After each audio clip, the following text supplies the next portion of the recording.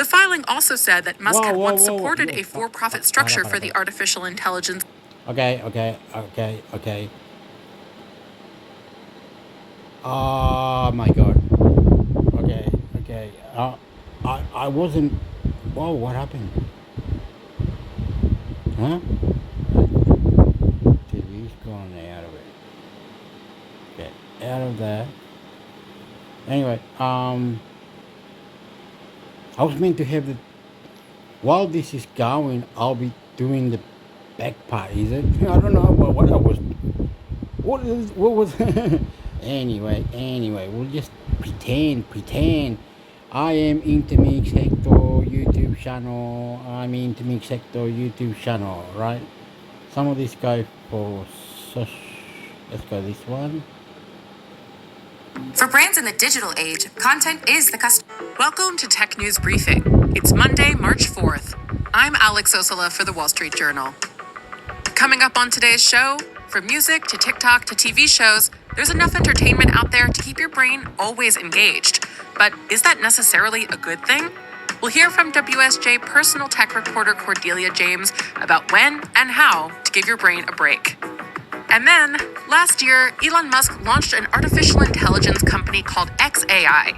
Now, xAI is increasingly intertwined with his social media company X. We'll find out what that relationship means for Musk's AI ambitions and the future of both companies. From WSJ reporter Alexa Korse.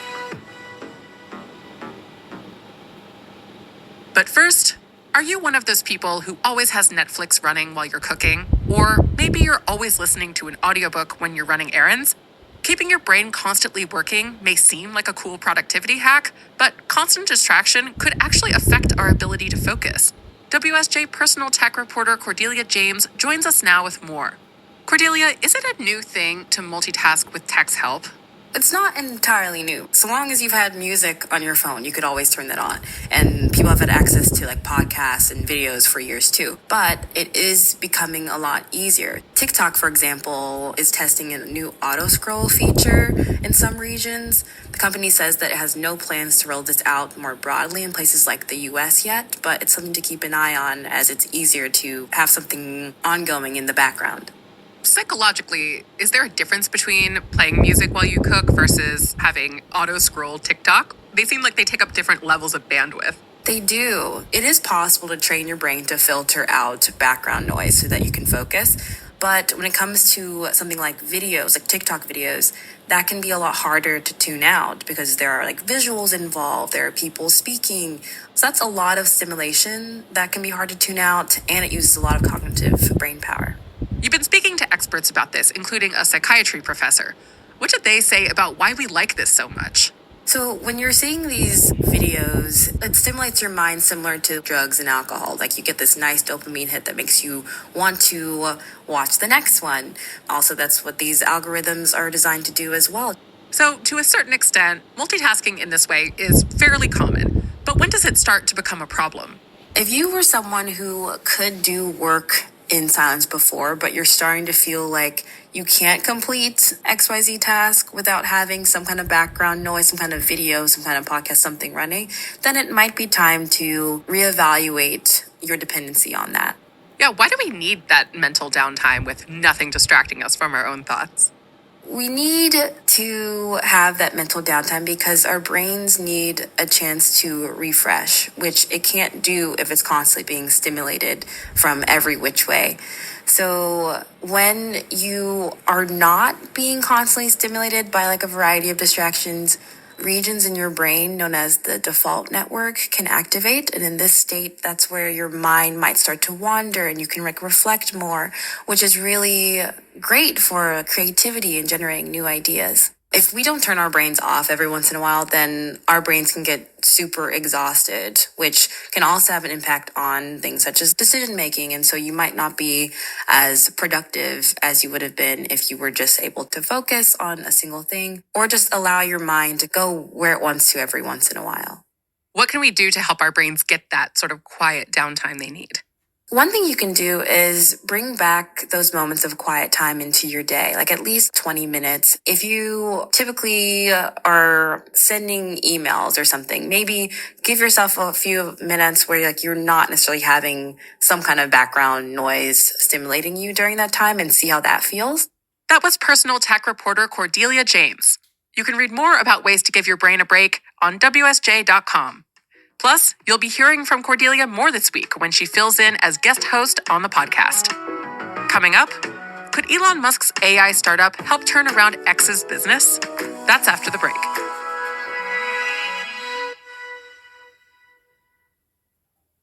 Courage. I learned it from my adoptive mom. Hold my hand. You hold my hand.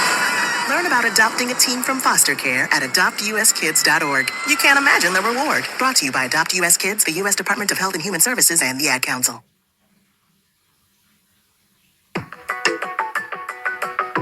Last Thursday, Elon Musk sued OpenAI and its CEO Sam Altman.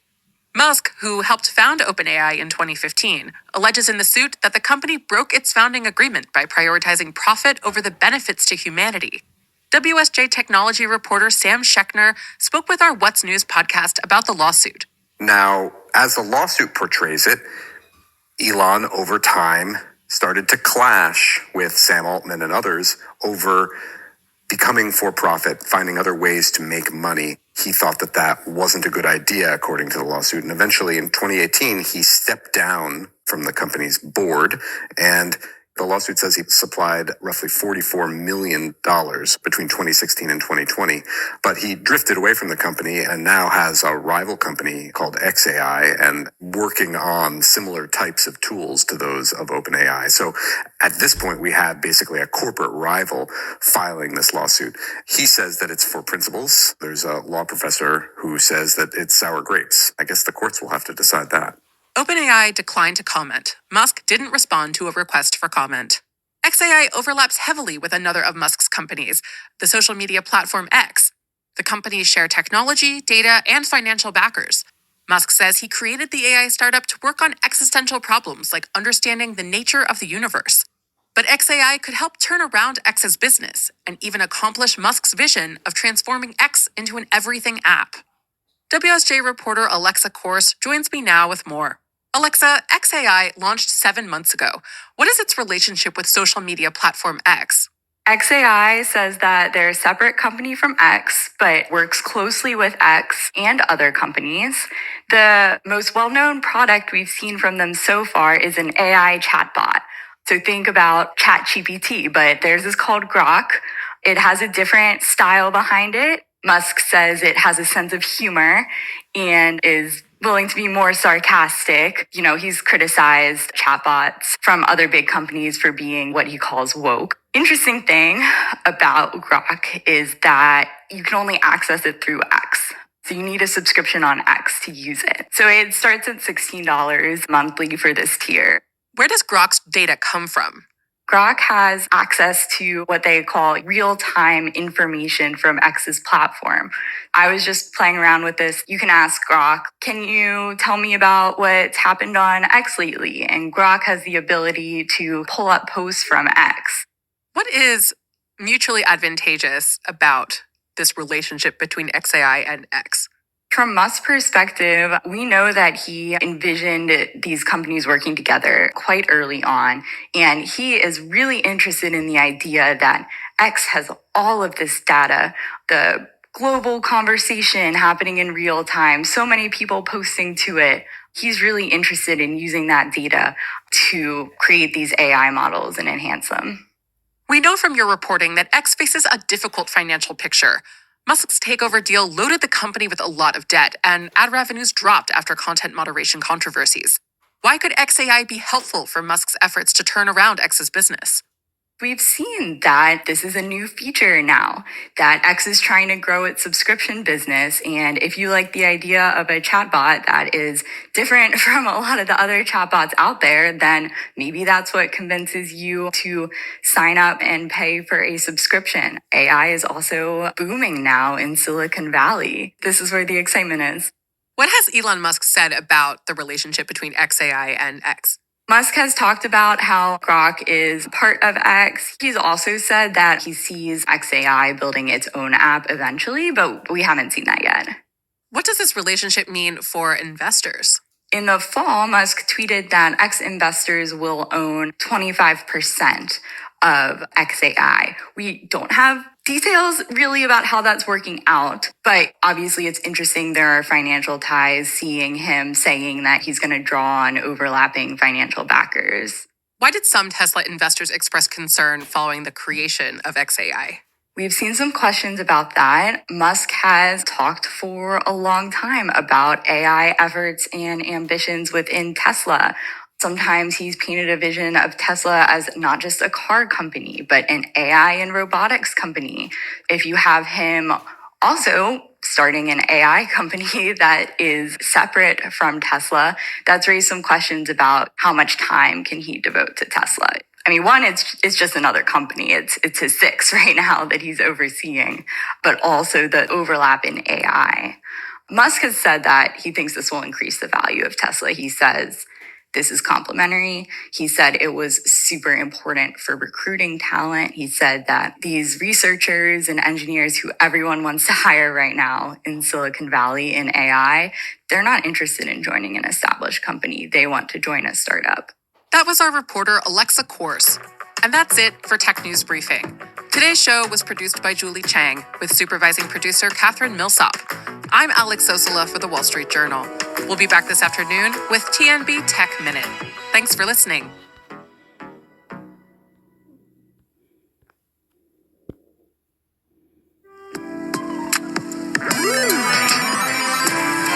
What's up, Internet, and welcome back to the Gadget Podcast. I'm Senior Editor Devendra Hardawar. This week, scary part here is that it's not just about, kind of the religious things that I was talking about, this kind of faith in technology, but I think that there are some really kind of scary and kind of fascist adjacent ideas that are increasingly being communicated in these types of manifestos and what the tech industry is doing, right? Indeed. I mean, one thing I just want to mention real quick is like this, reading this made me think of the Futurism Manifesto by Marinetti, which and he cites Marinetti at the end. He cites Marinetti. He does cite it like as one of the patrons of this whole idea. But that whole thing. Actually, the crazier thing there is that in the manifesto, he says, to paraphrase a manifesto from a different time, beauty only exists in struggle, so on and so on. He does not explicitly mention Filippo Marinetti anywhere except for the patron saints section at the very bottom. I don't think Ada Lovelace agreed to be a patron saint.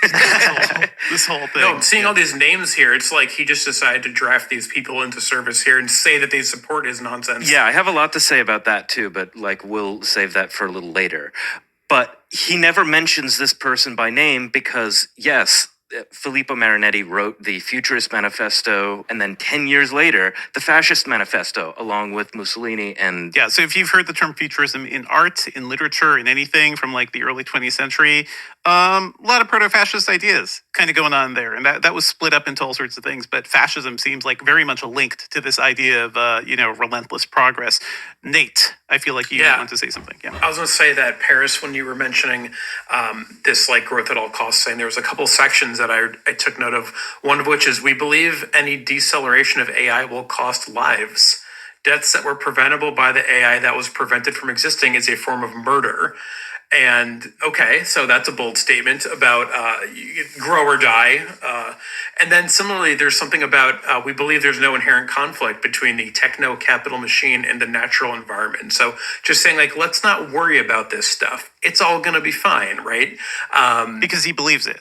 Because he believes it. That's the thing. My thing with this document is that there's no actionable steps here to achieve these goals. It's I think that I can make a ship that'll take me alone to the moon by next summer.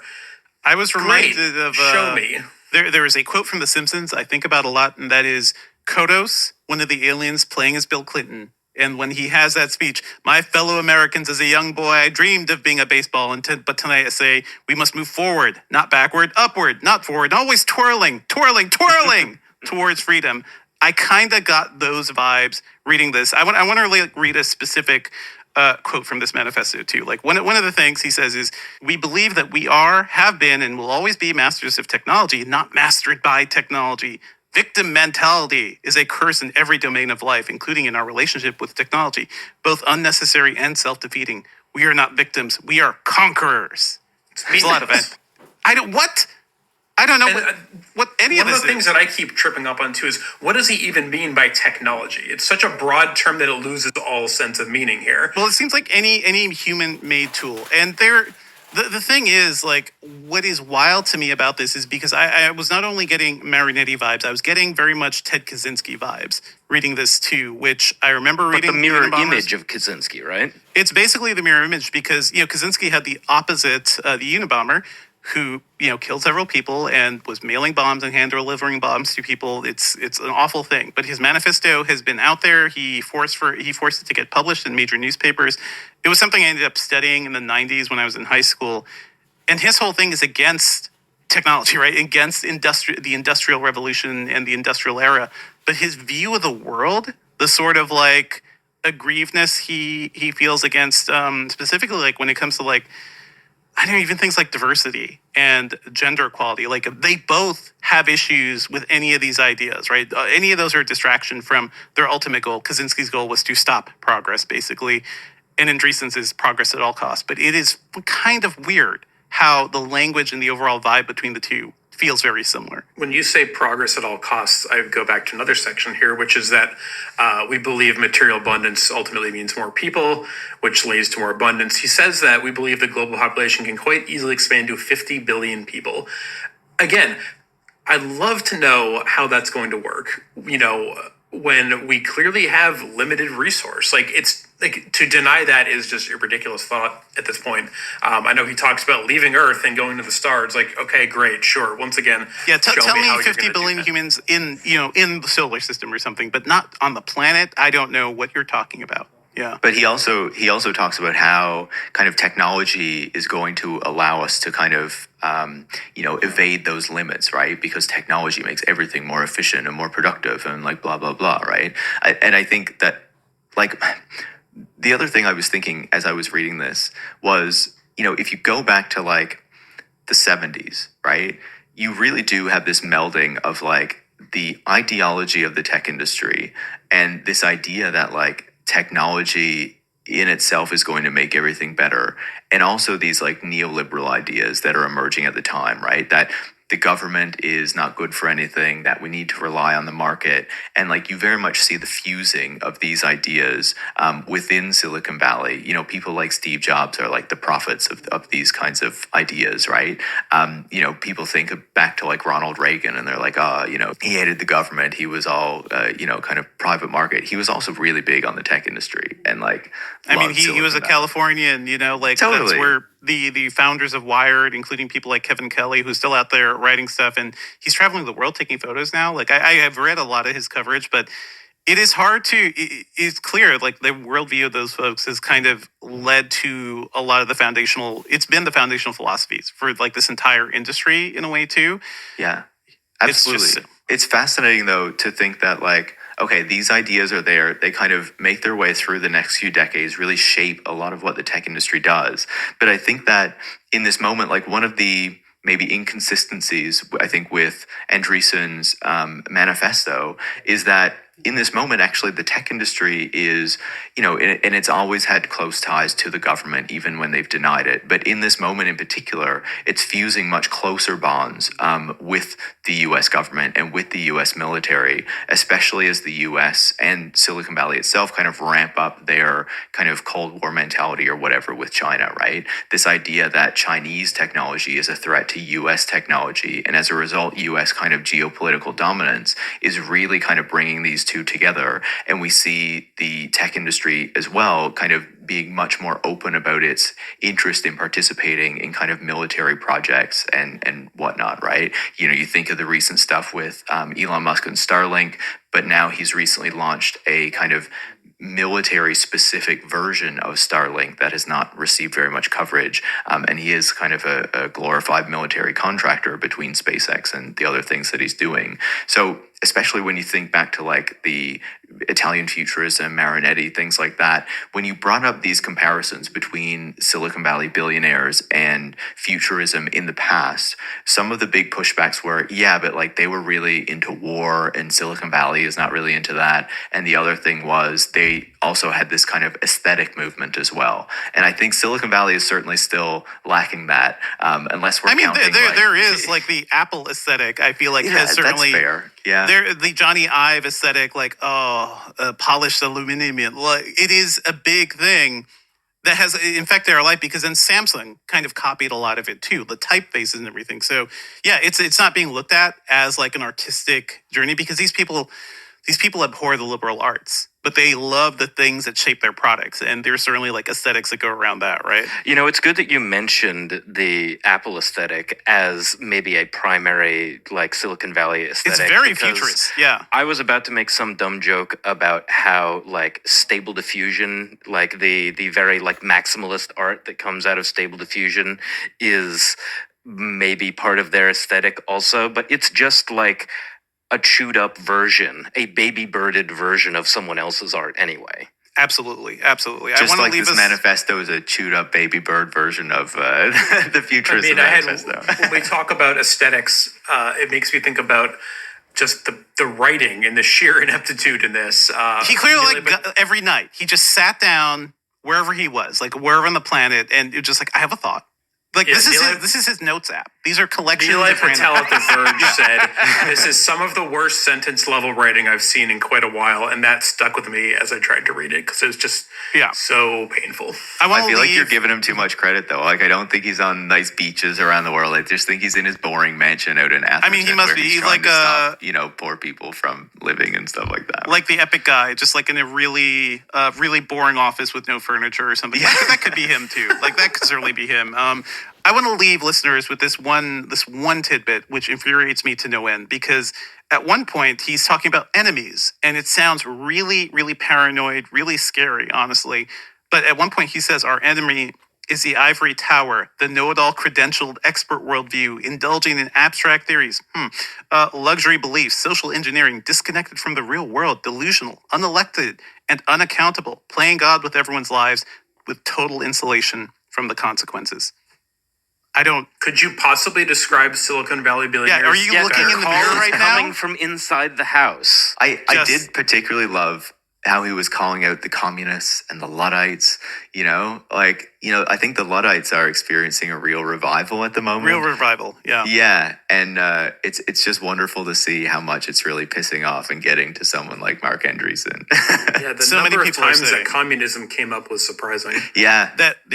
And that's also a lot in Kaczynski's thing, too. He is very much against communism and socialism in his thing. Anyway, this is a wild discussion. I'm glad to have you on to talk about this, Paris. You also have a book coming out, right? What's up? What's up with your book? Oh, yeah. My book came out last year, actually. It's called Road to Nowhere, What Silicon Valley Gets Wrong About the Future of Transportation. And I would say, one of the reasons I didn't read the manifesto until not long before we talked is that I'm also in the process of releasing a series on Elon Musk over on the podcast, 4-part series. 2 parts are out now called Elon Musk Unmasked. So, if you're interested, if you're not tired of Elon Musk content, there's that as well. Yeah, be sure to check out the Tech Won't Save Us podcast. And Paris, where else can people find you online these days? Oh my, how many social media platforms are there now? I'm probably on most of them. Just look up Paris Marks and you'll find me. All right. Thank you so much, Paris. Thank you. Thanks so much to Paris for joining us, folks. And let's move on to other news. Last week, right after we finished recording, or the day after, Microsoft officially completed its Activision Blizzard acquisition. So that whole thing, that was a 21-month battle for a $68.7 billion deal, the biggest deal ever in the video game industry and one of the biggest ever in the tech industry. That whole thing is done. Oh my God. Like we've covered a lot of things around that, around different regulatory agencies fighting against it, specifically the CMA in the UK, the EU had its own issues. And after all of that, like the main takeaway is the deal is happening. Some rights were sold to, to Ubisoft, right? So that's like there's like different concessions now. Let me get the specific thing. They feel super minor, though. I mean, this whole saga to me just proved the fact that there's no way to stop giant corporations from doing whatever they want because Well, at least we tried, right? So here's the other thing: Microsoft sold it sold streaming rights for Activision Blizzard games to Ubisoft, and that was a big thing to win over the UK's approval. Okay, yeah. All these things, like there's also a 10-year concession to keep Call of Duty on other platforms like PlayStation and also Nintendo. So that is clearly pointing to like future consoles. But that deal is in there without any of this pushback, Nate. Like we wouldn't have gotten any of these things, right? Like in the past. true, but like what does the streaming rights going to Ubisoft mean to a consumer in the end? It doesn't it means Microsoft does not fully own it and they have to relicense it back from Ubisoft is the thing. So yeah, it doesn't mean much other than Microsoft doesn't have full control over what those titles are in the streaming world. And I think like maybe the cloud streaming part of this was a little overblown. I think we were all more worried about the sheer size of it, what this could do to the overall industry, right? Yeah. Like it feels like it's just another example of like one company having just a little bit too much power in the industry that it's working in. Yeah. So straight, simple.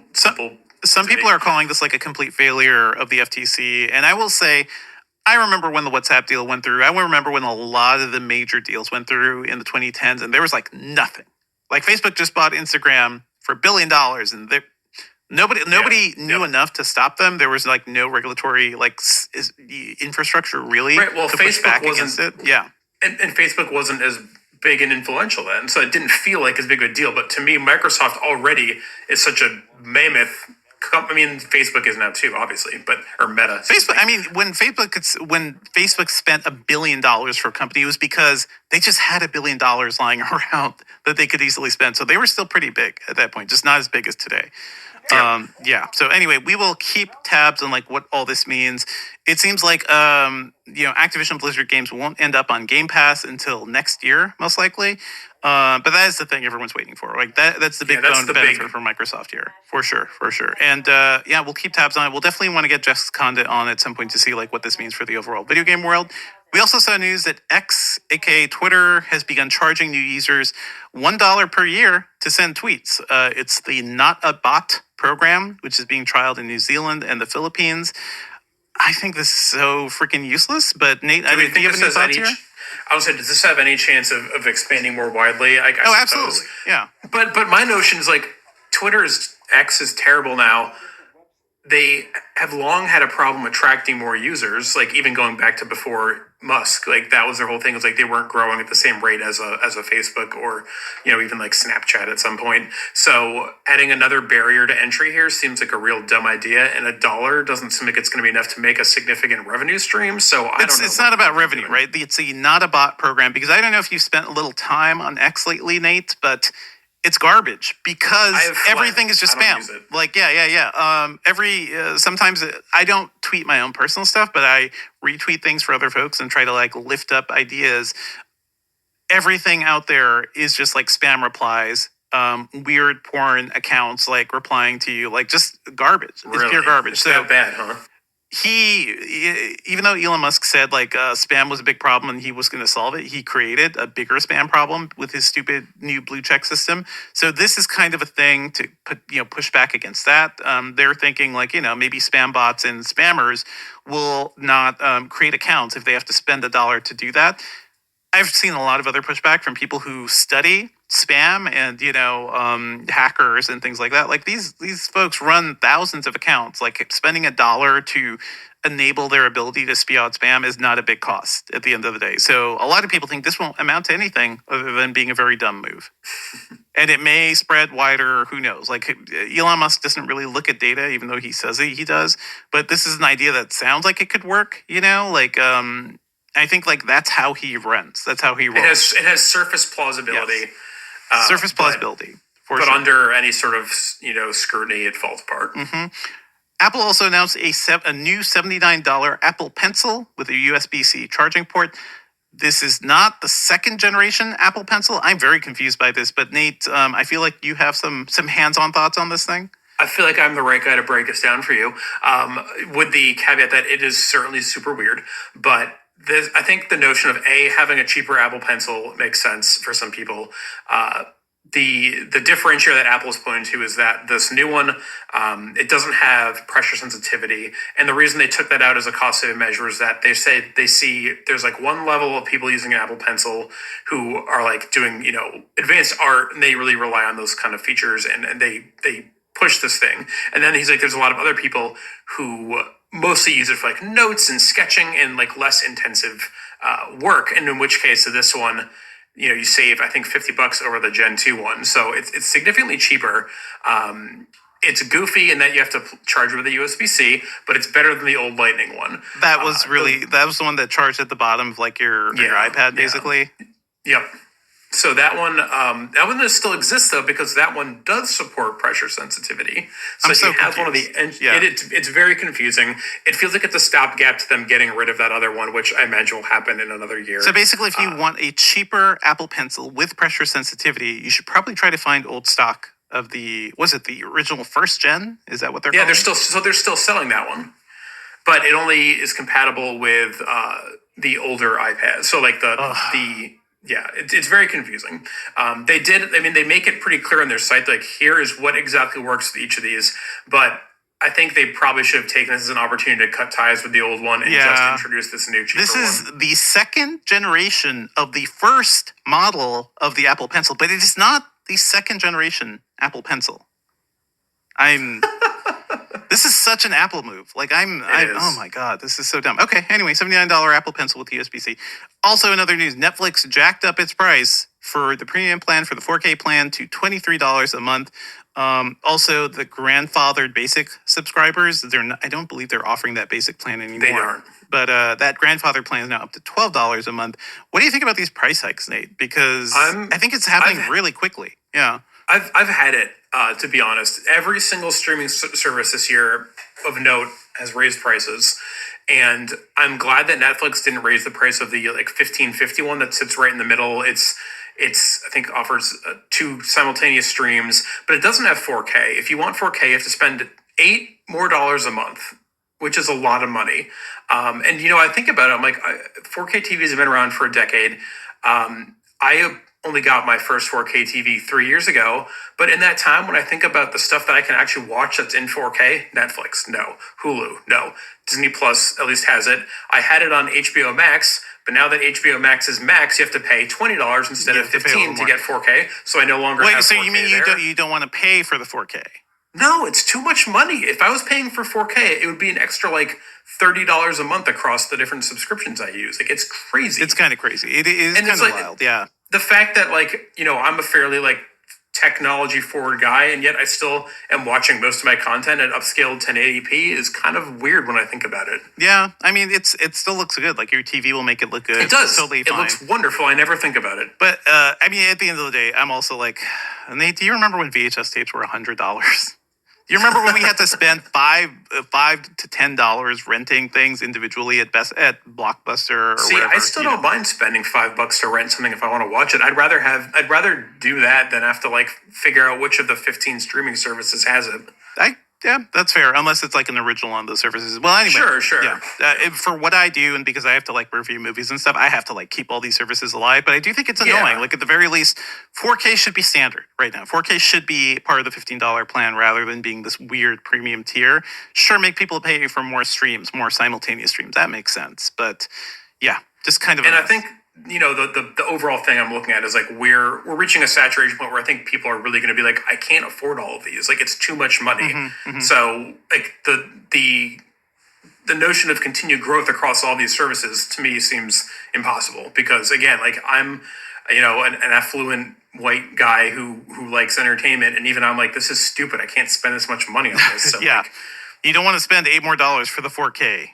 Shame. I mean, I totally get it. Well, then when you add in all the gaming subscriptions got more expensive this year, music services are going up, we're getting crushed. We are getting certainly crushed in some ways. I do want to say this all came from an earnings report for Netflix, and it actually looks like their really draconian password sharing limitations ended up paying off for the company. Paid memberships are up to 247.15 million, a 10% annual increase. So people did end up having to subscribe because they wanted to watch Stranger Things and Netflix stuff. So, hey, that made a difference for them, even though everybody complained. I do think there's a good balance here because at the end of the day, like, if you like these things, pay for it, right? If you don't, if it doesn't matter for you, cancel the subscription. Like it's that simple. But I also think these companies should offer more. 4K is bare minimum at this point. We also saw news about YouTube starting a new news hub that directs you towards reliable sources. This is a bid to stop, misinformation, and I think this is a smart move. Basically, this is going to be an area where you can find live streams, on-demand videos, podcasts, and shorts that are specifically around authoritative sources, so like known media sources, and not just random YouTuber ranting about something.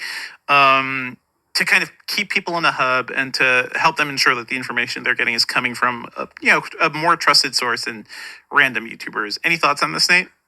I think it's a good idea. I would like to know a little more about how they're deciding what's trustworthy. I feel like, again, I haven't read their blog post about it. It's major news organizations. It sounds like they're working with different organizations to sort of like do some best practices. So that makes me feel good about it, at least. I'd say it's definitely needed. You mentioned just some random guy shouting on YouTube. And I think about they added podcasts to the YouTube Music app a few months ago. And when I go to my like explore section, that app, like there's a podcasts tile and it's just like trash. Like I'm like, these aren't podcasts. These are just random people yelling on YouTube. That's what it is. There was like a little bit of serendipity I had on YouTube recently. Like I was just browsing around because I got my big phone. I'm spending more time watching a little more video content on the big phone. What big phone do you have? The 15 Pro Max, and it's good. I will talk more about that at some point. But I was just browsing around, and YouTube served me this Quest 3 like impressions video from looked like a teenager or 20, like a young girl with it had like 40 views. She had maybe 5 followers. I'm like, why did YouTube serve me this thing? Maybe because I've been searching about the Quest 3, or is it like actively trying to lift up unseen like things with low views so that people get more views? I was like, okay, YouTube, thumbs up, subscribe to that channel. And it's just a girl like having like really good thoughts on this thing, not like professionally made, but interesting. So I do think like YouTube is thinking a little more about how it's directing people around its content. So yeah, let us know what you think, folks, about a special, YouTube news thing. I do get a lot of news from YouTube these days, but it's mainly because I'm watching network feeds or, I'm subscribed to things that deliver actual news to me rather than random YouTubers. Also, that's interesting. I haven't used YouTube for news much myself yet, but I don't watch local TV. Like I don't watch over the air anymore either. So it's like I get a bunch of stuff from YouTube and it's usually pretty good. I don't get a lot of garbage these days. We also wanted to quickly mention Amazon is now offering drone deliveries for prescription medications in College Station, Texas, which is an area where they've been testing prime air drone deliveries since 2022. Now prescriptions are going to be drone delivered. It looks like the drones will fly between 40 and 120 meters.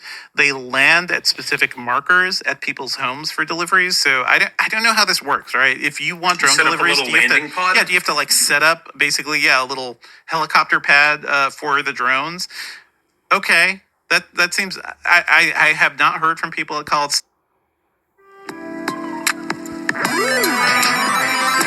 OS 10 was coming out and like getting, it was super janky at first, but it was starting to like hit the usefulness, they were getting it to the point where it actually worked. And I was like, yeah, this just like sounds like a good time. I don't know. I just was into it looks so good. Like Apple does a good job of giving you attractive hardware too. Like I think they were the first company to really make really good looking computers other than the Sony BIOS. But, yeah. Like that was a time. I will tell our listeners, by the way, first of all, I want to know what was your first Mac experience, or are you just a diehard Windows user who never got into these things? Let us know, podcastinggadget.com. If you want to hear more old hats talking about the Macs, actually, the Upgrade podcast with Jason Snell, they have a good group of folks, including John Gruber and, some of their regulars talking about their memories of the Macs. And, Jason has been writing, I think he was like head of Macworld. 25 years or something. Yeah, since like the early 90s, right? So like he was doing this stuff forever. But also they're talking about folks who bought Macs in the 80s and their experience with some of those first machines. I will tell you, I think the first time I touched a Mac was certainly...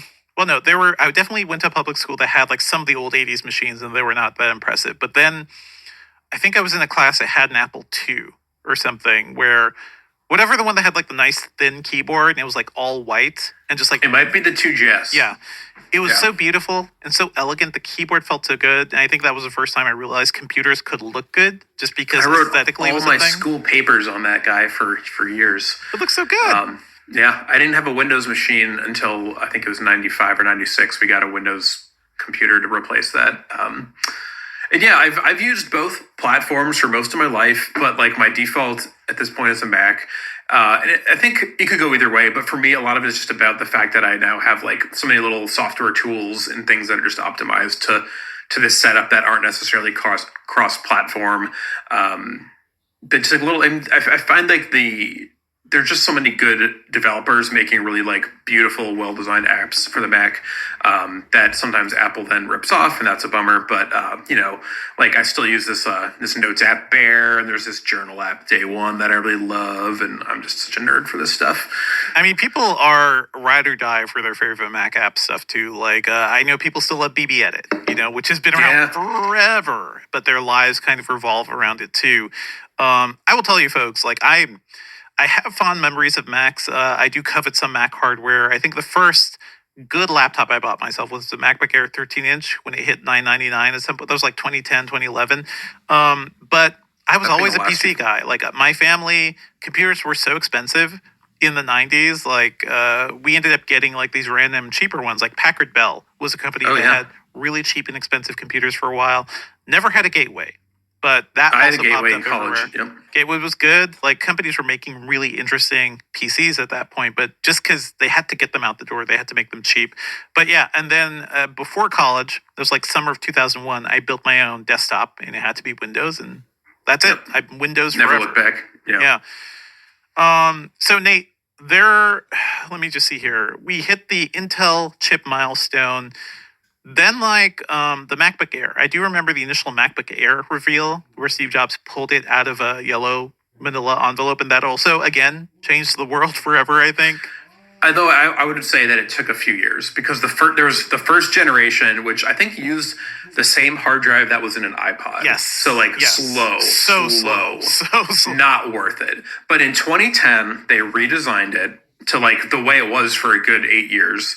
And then I think in 2011, they even bumped, that's when it went to the Intel Core 2 Duo. I think it got an SSD at that point. Yes, Yeah. and that's when it hit on performance. Like it was the SSD and the chips were good enough that it felt you could use it for everything every day. Most people could anyway. Obviously, you're not going to push it super hard, but there's a reason why for 5 to 7 years, every journalist in the world had one, and every kid at the coffee shop or in college wanted one because they just made sense. They weren't too expensive. They hit the basics really well. Battery was as good as you could expect at that time, right? Performance was fine. The software was mature enough. Like there was enough, enough stuff had moved to the web / the Mac had enough app support that you weren't going to be like, oh, I don't have X piece of software for the most part. It really worked then. So like the first half of that decade was like the time of the MacBook Air for sure. That was a real turning point for Apple. That was also, the time that was the first Mac I bought myself because the price wasn't that bad and the financing was okay. I actually want to know, I also know we have another Mac user here, podcast producer Ben. You had a Mac that you lived with for a very long time. What made you a Mac user? So my first ever Mac, after having used Windows XP since I think starting in 2001, 2002 is when like my family got the first family computer in the living room, like in the shared area. in the shared area because it was the early 2000s, stranger danger. Like, let's make sure that we are watching our kids, make sure what they're doing online. Oh, I'm so glad I had the internet in the 90s when like parents didn't even realize that. It was just like, hey, I was just doing whatever I wanted, man. It was all great. You think Tumblr's weird. And I mean, it's gone back in that direction, hasn't it? Because, I mean, you can do whatever you want on, like, an iPod Touch. That's actually the span of, like, the children of my family, it went from like big gray computer in the living room to my youngest cousins doing whatever they wanted on an iPod Touch, and man, I don't know how poisoned their brains got because of that. Well, we'll see in the coming years. You keep us posted. Yeah, I mean, so first Mac experience for me would be the laptop that I got for college, which is a 2008 era MacBook Pro. Still That's Good. Yeah. required a like push in on a button outside, on the outside of the laptop to open the clamshell part of it, because it had those two little like plastic catches to make sure that it stayed closed. And it just, I'm going to say it, it just worked. Yeah. It was just exactly what I needed. It's not like I was ever particularly confused about using a Windows laptop or anything. It's just that I had some tech savvy people in my family who said, if you want really, really good build quality, go for an Apple laptop. And that's what convinced me to make the switch, and I haven't gone back since. I mean, that was true back then, still true now. Yeah. Go ahead. Your mention of the little latch on the like switch to open this display reminds me of one of my favorite 2000s Mac things, which is the sleep light. Yeah. Like when you close the laptop or you put the computer to sleep, there was this little white light that just pulsed like it was breathing. Yes. And I was so sad when they finally got rid of that. I realized that since they wake up so fast and everybody just closes it, it's not really necessary. But it's just one of those little aesthetic touches that just like makes you happy. I mean, I miss when the Apple logo lit up. That was cool. Bring that back. Yep. Come on. I mean, but didn't that end up becoming a problem when screens got thinner and thinner? So. I think that was it. Although now you have LEDs now. We have so much technology to make. We have the power. Yeah. Yeah, I actually remember the sleep light also, because I mean that was right around the time that like I was starting to learn about like combinations of like computer science and humanities and stuff, and like the entire idea of like human computer interaction was like really, really interesting to me as someone in like late high school, early college. I wish my so I remember like crowing about it. I think I like showed my mom. I was like, somebody with like a PhD in like this cool combination of computers and not computers probably said like, we want this computer to be a little bit cute, so let's make it look like it's peacefully breathing as it's sleeping. It's just little quirks, I think, that just endear people to Mac. So that's kind of how it is. I mean, I feel like I own a Volvo car now, and I'm now one of those Volvo people who occasionally looks at the Volvo Reddit, because there are so many like cool things about that machine that nobody else is really thinking about them. I'm digging. So I love when machines do that. I love subcultures around specific things. Nate, I mean, MagSafe, I think, is a good one, right? Yes. Like people got so mad when they got rid of the MagSafe power adapter because it just made so much sense. Oh man, I was so happy to see that back. And now whenever I encounter a computer that doesn't have something equivalent, like even as much as I like the Zephyrus G14, like that has a weird thick adapter where it's just like, I know if I pull that cable, if I'm around my kids and they like run by, that computer's going to go flying, and that's a problem we have solved so easily. Nate, you talked about the M1 MacBook Air, like that was kind of where you were in the timeline. I do want to point out, like that whole thing was possible because Apple spent basically the previous decade focusing so hard on mobile, right? Like focusing on the iPhone, on the iPad, at a point starting to make their own chips for those things. And that is what gave Apple the power to kind of bring that back to Mac, which is, it's kind of funny to see that happen. Like ultimately the mobile stuff made their desktop stuff better. Yeah, and I think that from a software perspective too, like as a guy who uses an iPhone, like I understand that the notions where you talk about iMessage and there's like the antitrust concerns and like people keeping people locked in, but like, you use an iPhone, I believe, and then use Windows most of the time. I take so much delight by how closely the two things can work together. I think it is a huge selling point for the products, both from a Mac and iPhone perspective. And like, I understand the notion of like, should, this platform be available to people who are on Windows or Android? Like, that's a discussion that we can have. But just the numerous ways the two things work together is very pleasing to me. But yes, from a hardware perspective, right? Like, even if the iPad has not been as successful as Apple maybe predicted or wanted it to be, the fact that they were able to iterate on the chip in there and make it eventually so powerful that they're like, okay, we can just drop this into a computer. Essentially, I believe the developer kits for the Apple Silicon, computers were running the same chip that was in the 2020 iPad, like the A12Z or something. So they just like took that, put it in a Mac, and said, "Boom, get to it." Basically, I also want to say, like, I think the iPad has actually been pretty successful. It's more like, what do you envision it being, right? If the goal was to, like, hey, this iPad, 9% of their or 6,000 is what we're seeing. This morning, we saw news that Microsoft is slashing 1,900 jobs across Xbox and Activision Blizzard. We have so far counted over 6,000 or around 6,000 layoffs in the games industry in 2024 alone. Right? Not even February yet. Not even February. Riot Games laid off 530 people, 11% of their workforce. Unity laid off 1,800 people, 25% of their workforce. eBay, 1,000 people, 9% of their workforce. We have a whole big list of tech layoffs because I think this is a good thing to just track to see like what is happening across the industry. It's called All the Big Tech Layoffs in 2023 and 2024. You can check out that piece, folks. But yeah, Nate, how are you feeling about this? Because it's not looking good in tech. It's not looking good in media either. I have a lot of friends at the LA Times who just lost their jobs. Pitchfork. I don't think we've gotten any super clarity on what's happening to Pitchfork. Pitchfork is being folded into GQ, right? And that will likely lead to redundancies. Right. I think supposedly they've already made those layoffs, but it's not been as publicly talked about as these game ones.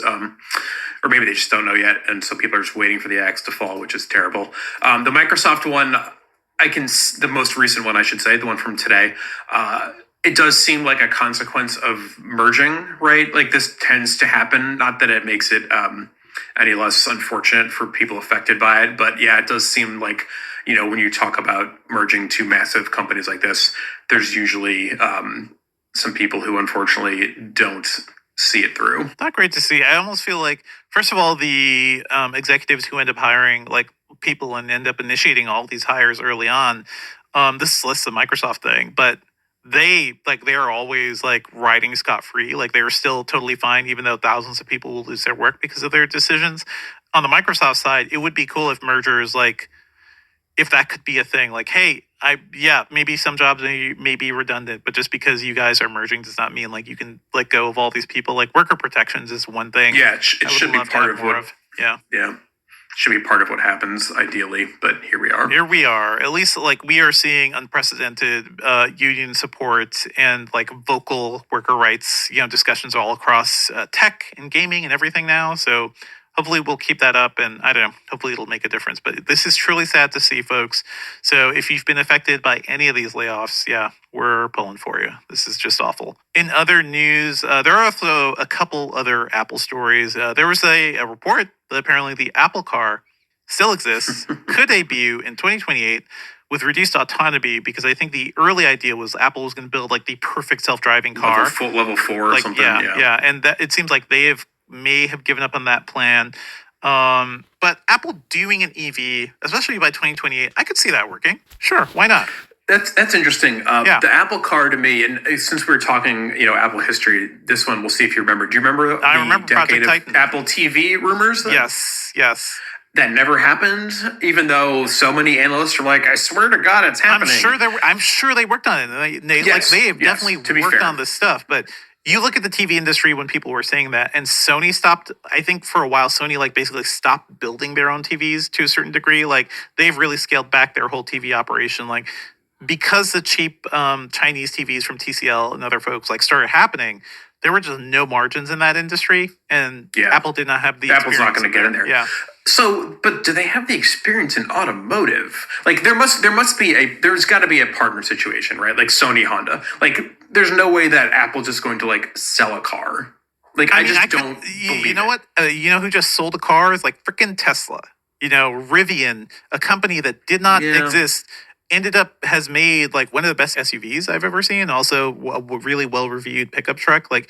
The thing about EVs is it is ultimately a computer, right? You will have the car components, but the heart of it is a computer, and then you just have to deal with electric motors and all like the wheels and the chassis and the design of the stuff.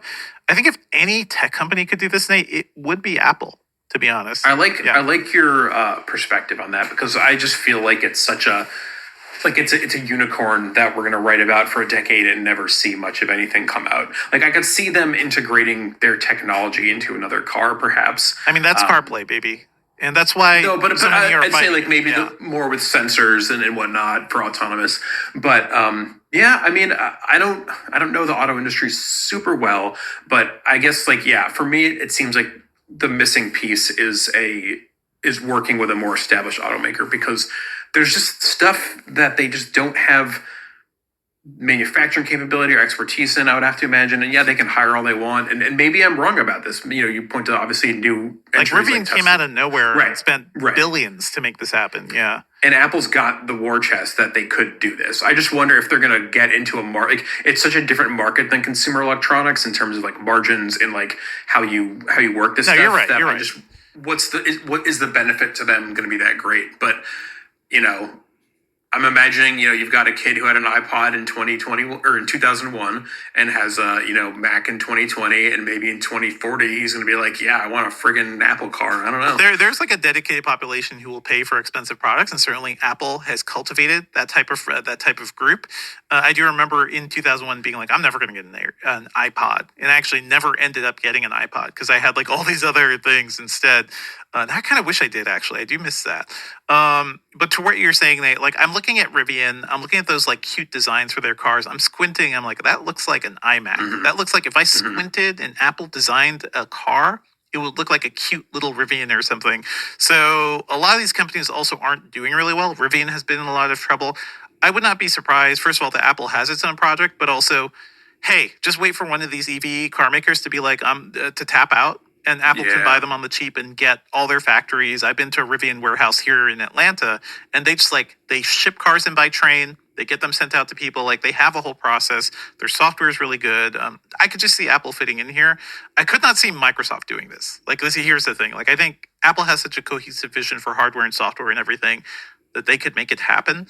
Microsoft, I don't know what the hell's Microsoft is all AI at this point. So unless they can put an Yeah. AI copilot in their car, I don't think Microsoft would. I just like to say, doesn't matter. It doesn't matter. Doesn't matter. I just like to say that if you got an electric car, you can have the charger at home if you got the cash to buy the charger thingy at home. So you will estimate or whatever the words are. You'll go there and you'll say, "Yep, it did what I did exactly what I thought." Went there, came back.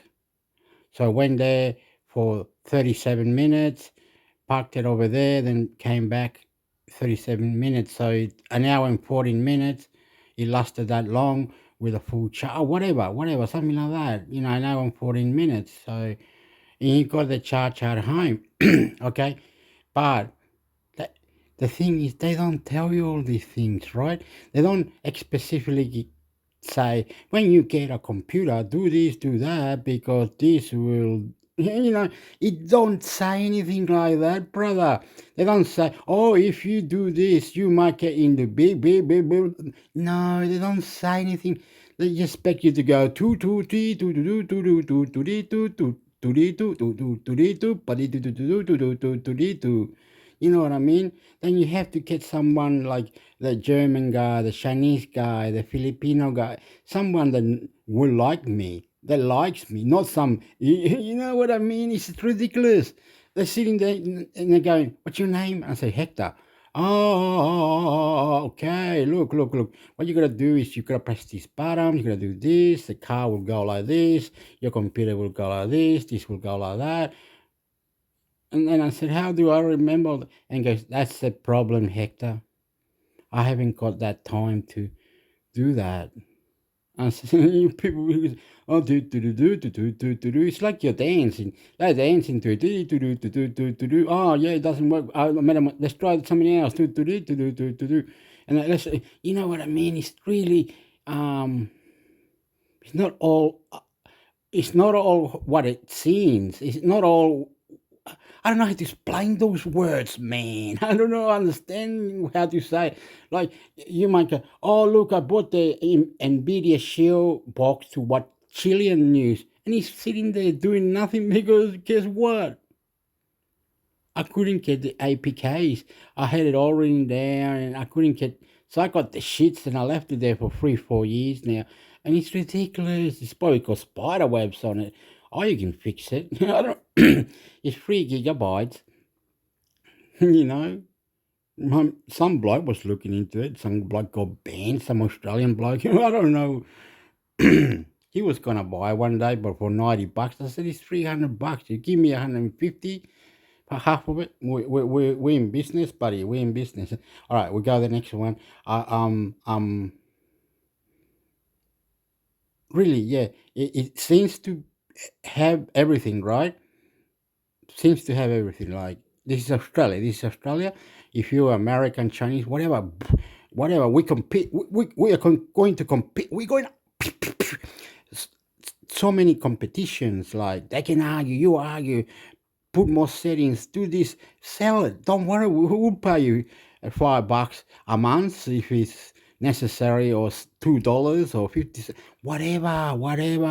Bring it on to Australia. We're not, cat got your tongue, whatever. Can't, fuck a motherfucker. Anyway, to be sure, right? Because the Europeans are saying copyrights or the plug for the phone, the C, whatever it was, and other things. And the European Union, I don't know what they're doing with the coronavirus in Europe, or the gas, or why they're not stopping the Russian fight in Ukraine. They should have the border full on, NATO and UN there in the border, because they said that's what it's all about. It's about saving us humans. We should be colonizing another planet. I don't understand it. Why the extraterrestrial or anything to do with YouTube, to do with Facebook, to do with the whole world AI or whatever. We can't just blame Joe Biden or America or Mexico or Panama Canal. Anyway, stop it. Whatever it is, you have to do. Oh yeah. Before I go to press the next one, is that the apps are different apps are on Play Store, right? And different apps are there, all right? Say that your mate's phone's got a thing to rub off side things on the picture. Say your friend's got a where you can hear yes your voice, or here you can do a beautiful a photo of you, and then it turns into like a cartoon, or the same photo into a cartoon or whatever. All the apps are there. You just have to look for it. It takes you a little while to look for it, and you're gonna have about, say, extra 15 apps. Everybody, look, I got the 15 best app in the world. I think they are, but I'm not doing that because I don't care anymore. I give up. You know what I mean? I'm easy to, and things are not like you. They say, oh yeah, buy this computer. This is 2,100. So it's 2,100. When you get home, it's very good. Other people are doing things to it straight away.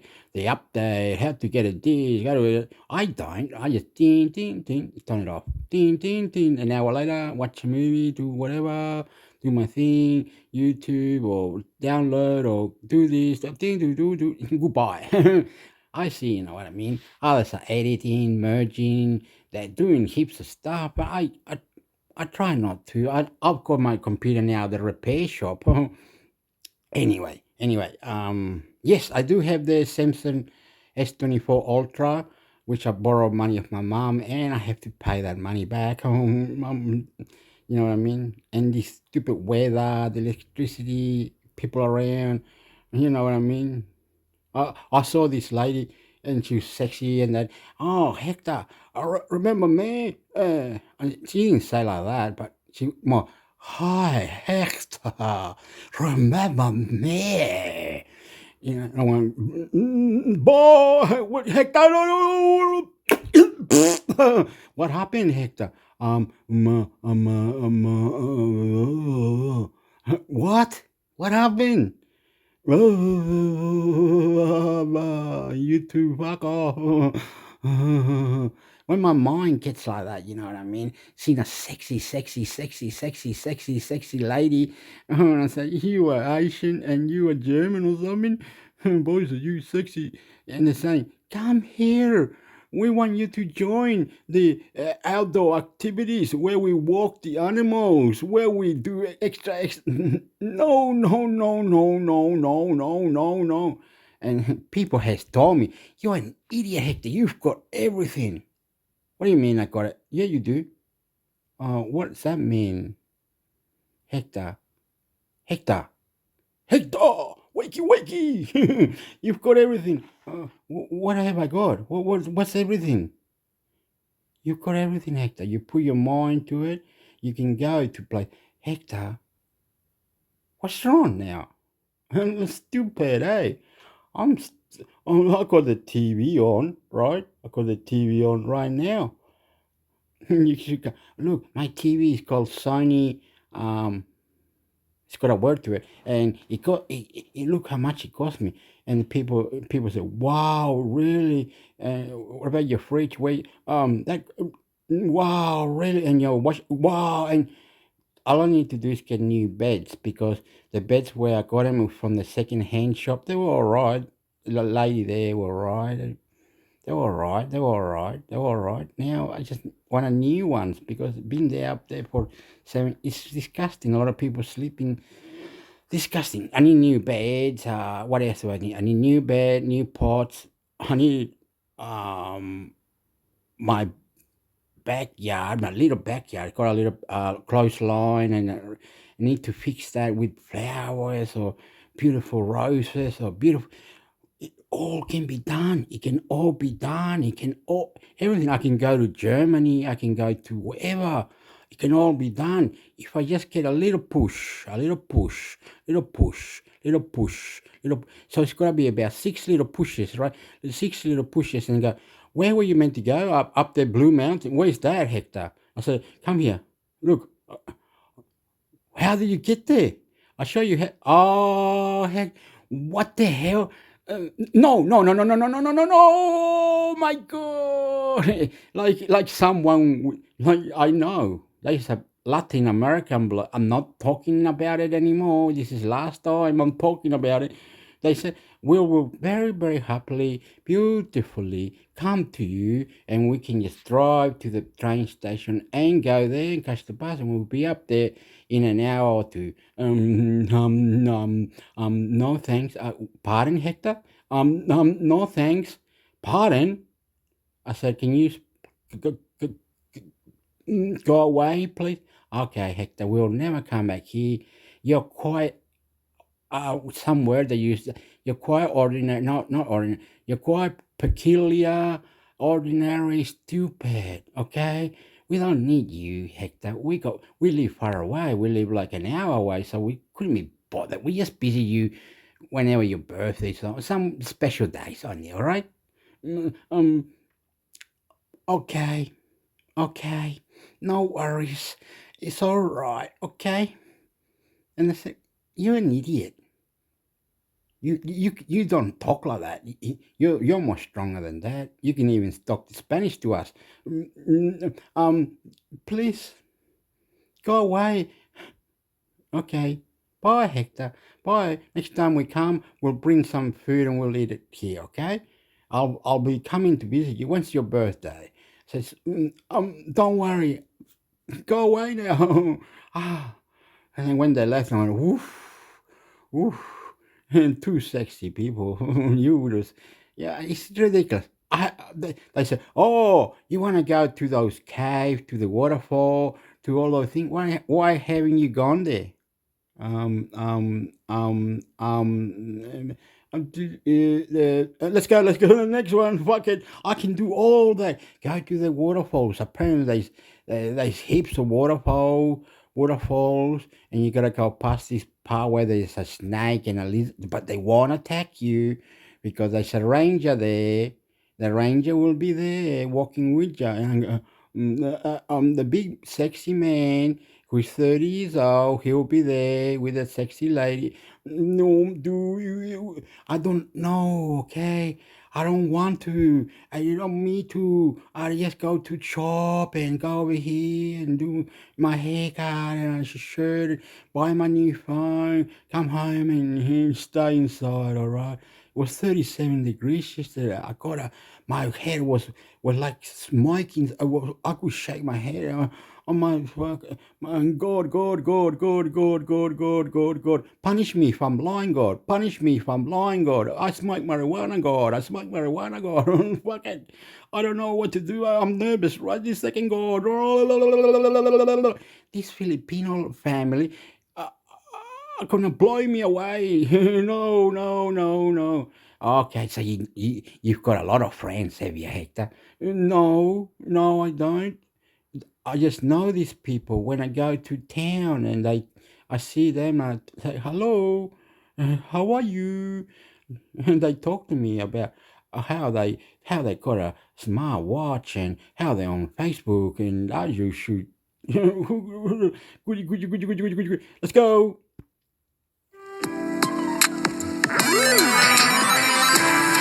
What's up in And I think similarly, Sam and our Richard had about the same thoughts. Is that finger? time translation is not here simply because it's actually a little too hard. The S24 Plus, which I assume is bigger, the Ultra, I know has a different design and even more cameras. Like, how are you thinking about these phones in general? Like, what should most people end up getting at this point?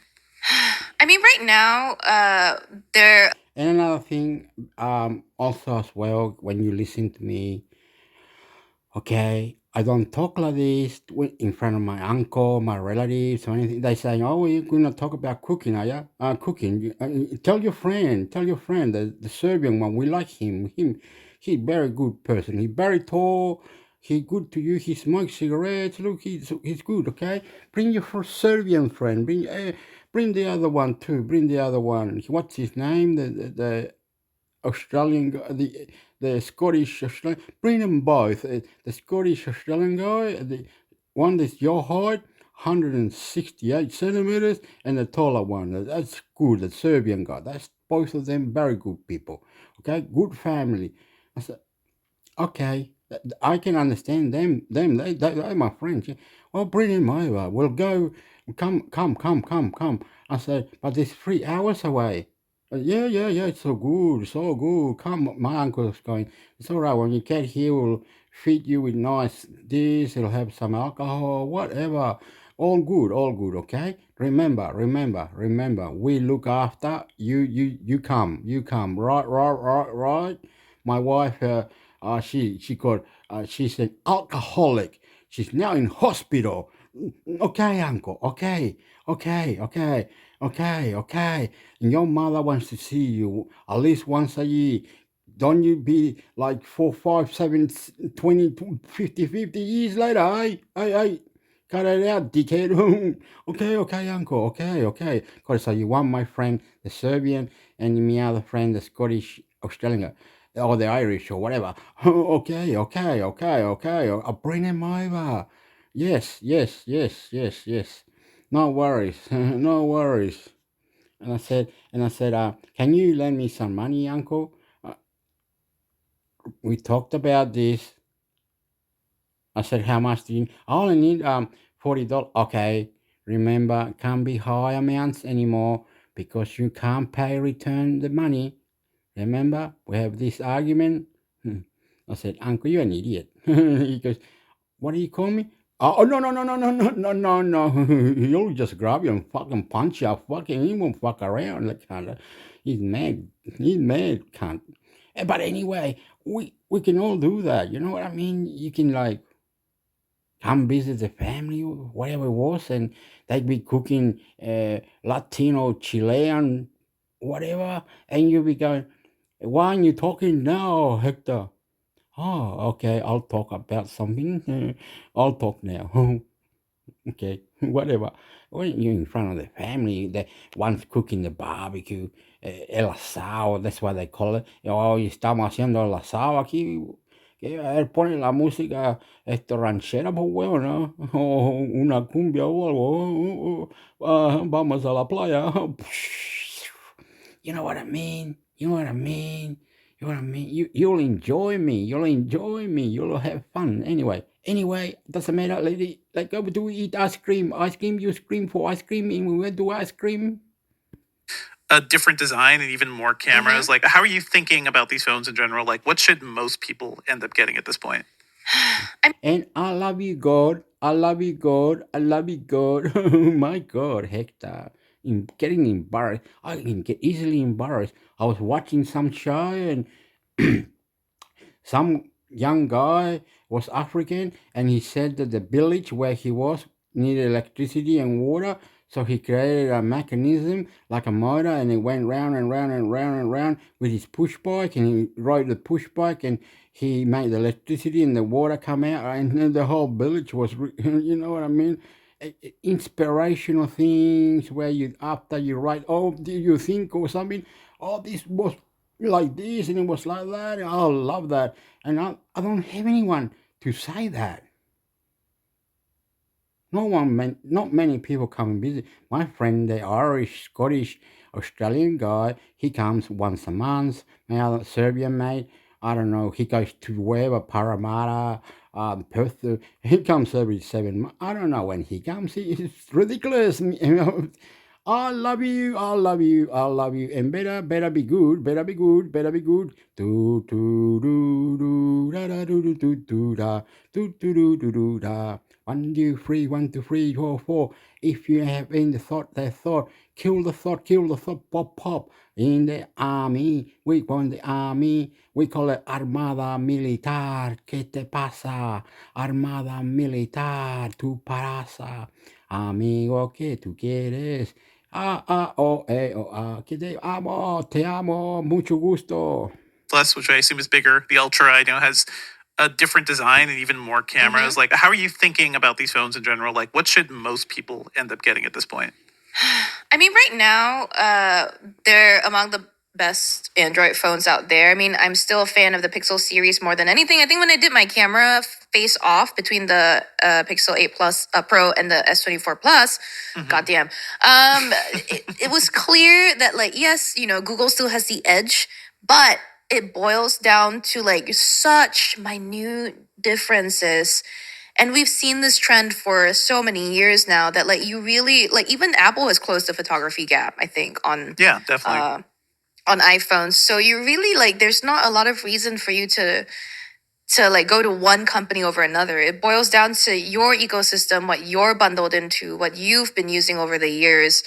No one's doing one thing better than another, really. If you look at how close Samsung is to Google on the AI side, it's kind of depressing, I think, for me as a Google fan to be like,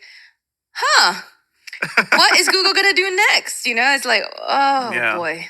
Whenever I hear the term Google fan, I'm just like, okay, yes, they're doing better I'm a now. technology fan. I've been a long time Gmail/Chrome fan. I was on Google Wave, bro. That's what I mean by I'm a was Google too, fan. But have you seen, like, apparently there's like a bunch of Fitbit users who are just like ready to tear down Google because they're not fixing battery problems with the new Fitbit, you know, the bands and stuff. Like, it's Google and hardware. Google and hardware is always a mess because fundamentally this company is so, they're an advertising company. They barely think about like hardware. So I think we have felt that so often, which is why they've rebooted their phone program so many times. You know, they're doing better. That's great. Well, it sounds like these phones are good, Trillin. Like, what do you think? Do you think it's worth paying more for the Ultra, given what the Ultra provides? Not for the Ultra. I think the Ultra is exorbitant. I don't know what Samsung's thinking, making it what $1,300. I mean, They have a Pro phone, like the here's my iPhone Pro. thing about Samsung. I think they've done a really good job with the S24 series, but I am really sick of the copying everyone else. I am sick of you trying to be Apple. I'm sick of you copying Google. Do your own thing. Come on. Experiment a little on your own. The designs are so boring on the hardware. They've copied every company under the sun in terms of hardware. It's just, I don't even, and you know what? They've done some things like way better. They've done the foldable thing better. They weren't the first. They definitely weren't the first to try a foldable phone, but like, they're doing it better than everyone because they have the pure like mass. They're and they also huge enough failed to do it. spectacularally the first time too. So, And they did, you know. and but they're also one of the few companies that has the ability to withstand that sort of embarrassment and come back. Like who They can had forget the exploding phones. Yeah. So, Samsung's done the experimenting thing and come back and been able to survive. Maybe try something different. But I don't, you see, you can ask me what that something different must be or should be. And I couldn't tell you. That's the question for everybody, right? That is the question for Microsoft and the Surface devices. It's even the question for Apple at times. Like, what do you experiment with? I remember when Samsung used to experiment with, like, hey, I'm going to wave my hands above the front-facing camera for, like, gestures and stuff. It wasn't never worked. It was never LG, worked. it was Google. I don't know if Samsung ever did it, but yeah, it never did. And look at what happened to LG. I mean, RIP, RIP. And hey, what killed them is that they took a lot of swings, is the thing. We kept talking about how great it is that LG took swings, and that flex, the wing, many different the wing. ones. The wing was great. RIP LG, RIP HTC, and everybody else in the smartphone graveyard. So Google did buy upright the HTC stuff, and I feel like we still see glimpses of it in the Pixel hardware. They got like some of that business. So I don't know. The design doesn't look the same anymore, but yeah. Yeah. So okay. Another series of phones from Samsung, and we've got some AI stuff, and that all sounds pretty good. Anything else you want to shout out about these phones, Sherlyn? I would say definitely go check out the reviews, especially Sam's review video. I think he goes quite in depth on a lot of these features. We did a call on Live Translate where it was just complete chaos. I think though, I had like a little like idea for a follow-up piece just based on our experience with the Live Translate in Samsung's S24s, which is that I think real-time translation is not here simply because it's actually a little too hard. Unless you can get AI to be like, for the AI to preemptively know what you're going to say, which means it has like sensors in your brain. Like you can't get it over the lag. The lag is a really serious problem that's causing confusion in a very real way. So but other than that, Sam's review is very detailed. Go check it out. It's sort of like the lag if you have a real physical translator, right? Like it's an awkward thing. When you interview somebody using a translator, you just kind of, there's no vibe. There's no like, right. But there's a whole person there you're able to wait and look at, and you know what to do when you're talking to a translator. But AI is no embodiment. You're like, oh, cool. Waiting for nothing. You feel waiting for nothing. The Samsung story. Sherlyn, a fun thing that would be really, interesting to do is just like do a parent call with Live Translate and just like parent call, call with your parents and try to have a conversation using Live Translate and see how it works out for them. I speak all the languages my parents speak, so I don't think. No, I know, definitely. It's called an example, Sherlyn. It is something. It's a demonstration for our readers to see if it works. Call your parents, Dev. Call your parents. We don't speak other languages. We were ruled by the British, Sherlyn. We didn't have other things, I'd rather call someone that I don't speak their language. It would be a better... Anyway. You think all those example videos are real? Like everything? I don't know, but I know that when I tried it out at Samsung, when they were, someone was speaking Spanish on the other end, it was a very effective example of how bad it is. So no, most definitely. Okay, well, why don't you tell us, listeners, what you want Sherlyn to test with Live Translate? Yes, exactly. Give us your crazy ideas. Podcast@engadget.com. The crazier, the better. Let's move on to some other news. And a big story this week is that there was a Senate Judiciary Committee hearing on child exploitation online, where they basically just wrangled up all the top social media CEOs. So the CEOs of Meta, Snap, Discord, X, and TikTok were grilled for several hours by senators. And I feel like it was about as cringy as you'd expect at times and not always on point. But joining us to talk about this is senior editor Carissa Bell. Hey, Carissa, how's it going? Hey, I'm doing well. How are you? Doing okay. And I really enjoyed your write-up of this, Carissa, because there was just like so much going on. But can you just like give us the background? Why were all these CEOs called there? And what is going on now around like child protection at this point from all these politicians? Yeah, it feels like almost every year for the past few years, we have one of these hearings. They drag a bunch of social media CEOs, and it's kind of, what about the children? More recently, there's been a lot of pretty disturbing stories about some of these platforms in the news and how they handle child safety. Meta in particular, that has a big lawsuit from about 40 states that are suing them over mental health harms. There's been some pretty damning stuff that's come out. There's been stories about Discord, being used as a platform to, groom and, in some cases kidnap children. Can go on and on. So this was, there's been several bills floating around for a while. They're trying to grow momentum for a lot of these efforts. And so I think, besides the normal kind of score, with Fox News clips, Yeah. I think that there's kind of a hope that, having a hearing like this might kind of, increase the momentum for actually passing a law. And some of those bills include things like the Kids Online Safety Act, COSA, which a lot of people are talking about. I think that one's a really interesting one to drill down on because this is one of those things where like there's a big divide among politicians and people, the people in power, and the people who actually know about technology and civil rights are like, what are you doing with this thing?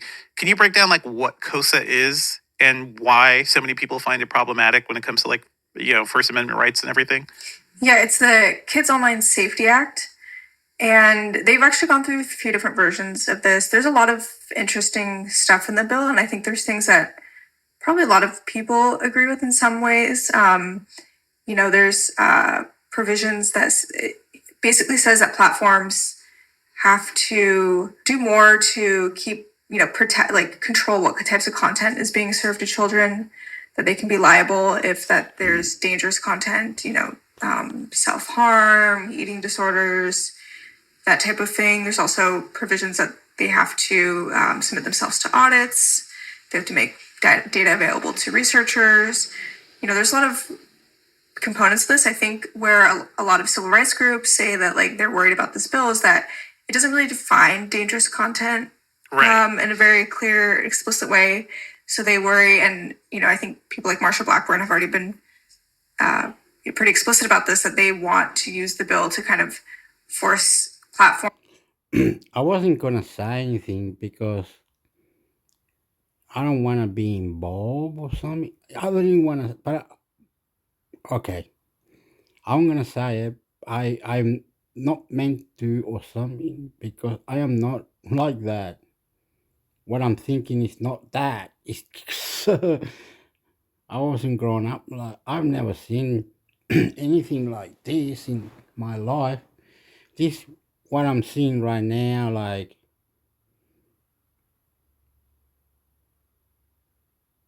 oh, it's so hard to say. It's so hard. No, I can't say it. Can't say it. I'm not. Can't say it. That's discrimination. That's like anti something. Anyway, I'm gonna say this. Just to get to the point or something, but not what I'm gonna look. I wish to have a girlfriend. I wish to have a really nice person, a lady that we can enjoy a cruise on the ocean, a cruise over here, a holiday. The lady can swim and go, wow, you swimming, Hector. We're in the middle of the ocean. We should do stream sport. And I go, no, I am not very good at swimming in the middle of the ocean, madam. Why are you calling me madam? I got a name. Okay, whatever. But you know what I'm getting to? We restricted ourselves when if we do have kids or like one. I don't know. We had dictator over there in Chile where his name was Augusto Pinochet. I don't understand it. I do not understand it. I am normal. I have the police coming to my door. I have I have this, that, and the other. It is ridiculous the other day. It's ridiculous. Anyway.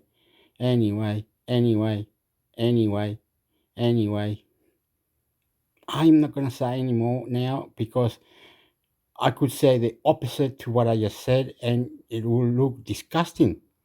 Why would people do that? Wow, it's just this. It's They should have like YouTube. See, I'm about to say it now. I'm about to say it, eh? That's easy. No, let's get out of it. Let's knock it off, man. Let's knock it off. That's really That's really now like why would I don't have a girlfriend? What's with the girlfriend, Hector? What you said some fuck with you shy cat got your tongue now. No girlfriend. Don't you have sex, Hector? Don't you have sex with the girls outside? What happened, Hector? Okay, if anyone's listening to this, you have to come over here and find out. I got no choice. That you have to come here and find out. Find out what, Hector? Everything. Me TV, everything. You find out everything. You can take over. Yeah. Oh, yeah. Can we just open your wallet? Is it, Hector? No. Because the police. I have the police. I have reports. I have reports from the police. I have reports. My fence was burned down. My garage was broken into. How there's no way to open. I don't know. Don't ask me. So when I walk out, I almost like, okay, this is exercise. This is breathing in the air. The good one, bad one's out. I'm doing something. I'm creating something. I am positive. I am interesting. Don't worry, Hector. If you need to fight, you'll fight, right? You'll do. Okay, good boy, Hector. Good boy. It's like you're guarding your angel, like you're doing your angel, like what to we to ole mala osi kate. Dun dun dun dun dun dun dun dun chicka bomb. That's what the girls want, Hector. I know. I'm willing to get it to do it. And this is Hector. See, very good person. I say to Hector, teach me. I teach you. You survivor in the Geiger Bataira Gangsta Paradiso Pocketio. Pumpe, yoo-hoo. Now we gone past this. Whew. Let's get over it. Let's forget it. Now. Fucking hell. You know what I mean? If the lady need to be safe or something, like in any position, technology, internet, settings, whatever, everything, the whole lot, whatever. And the lady wanted to whatever, and she said, yeah, put the alcohol here, Hector, let me see what you're doing, or let me what? Let me what? I will tell the lady. Okay, I will ring my friend. She'll come over too. What? Oh, please don't do that. Oh, you don't want that, do you? I'm calling my friend. You see, some person comes outside on a car and they say, yeah. Oh my God. So I got two ladies in my house. There you go. I'm not waving my hands. Now I'm shaking like a dickhead. Fucking dickhead. Fuck with. What do? They just drink pretty alcohol. That's what they call it, pretty alcohol. It's not. I call it color, beautiful raspberry, tropical coconut, whiskey, tequila, whatever. It's forget about it. Okay. Nothing nasty. Nothing happens. It's all good. We feel safe with you, Hector. You know, look, there's a bomb, there's the aliens, there's UFO, there's Satan, the whole lot is coming, boom. And Hector's in front of it. That's what we wanted. We wanted someone to bloody move our hands, make us dance, boom. Hector can walk, do the talk, oh, boom, anytime, anywhere, Kalabushka, let's go Japan. Oh, you want to go Japan? Yes, Hector, we'll work it out how you do that. So don't fuck around. Cat call your tongue. If the setting needs more, you not go more. If it needs AI, you go more. You go technology more, right on the horse, like you said you do it in Chile. El Caballo Blanco. No. See you later, alligator. Ho, ho, ho. Hector, ho, ho. Caballo Blanco now, amigo. We'll see that happening, Caballo Blanco. And you know it's true. Whoever's listening, you know it's true. You know it's true. You can see it in me. You can see it in me. And see what in you? El Caballo Blanco, the white horse. I'll be on top of it. And the other one, the gray one. You can see it. Because that's what the indigenous, the guy with the red, not a bandana, it wasn't a bandana, it was just a red thing on the hair, long hair, like a poncho on the sides, like a spear and an arrow thing, and the pants was like with a sign on the middle. What you call it? You can see his leg. Sexy fucking Indian, mate. Fucking sexy motherfucker. You can see it. You can see it, brother. You can see it, bro. You can see it, bro. You can see it. Fucking if you don't get it, you'll never see it, motherfucker. You can see it, man. El Ranco, El Araucanía. You can see it, brother. You can see it, bro. You can see it. The sexy man. Just one go. Fucking the whole lot. Tú, y tú a la, y pa, co, que, y tú a la, ki. Onde, baye, paka. You fucking, he can see it, brother. You can see it, bro. You can see it. 100, he said, all of you jump on those horses. They were bought from fucking Spain, and this is what we had here. The burros or the fucking donkeys or the llama and the other one from Spain. Jump on those, motherfucker. Can't call your tongue. We're going over there. We're gonna fucking start trouble over there. And the ladies were going, yeehaw, Mia, I love you, I love you, I love you, I love you. Those people were love, like, they were love, more than love. They was like, we're going to kill ourselves. We might go there now, kill the Spanish motherfucker. They got fucking, Mastaca pistola, the powder, like my big bullet and kill you fucking for real, motherfucker. Can't go your tongue. Kabati, chita, wate, pulita, kukutaka, tiki-taka, bola, cha, chiloe. To get aligned, like Lindsey Graham, Amy Klobuchar, and Josh Hawley, again, to pitch the Defiance Act, the Disrupt Explicit Forged Images and Non-Consensual Edits Act of 2024. What a great acronym. Great acronym. They must be like experts at this point. But it does seem like Congress and the U.S. government, politicians are kind of aware that this is a bigger deal now because of Taylor Swift. This also kind of falls into stuff you've covered too, Carissa.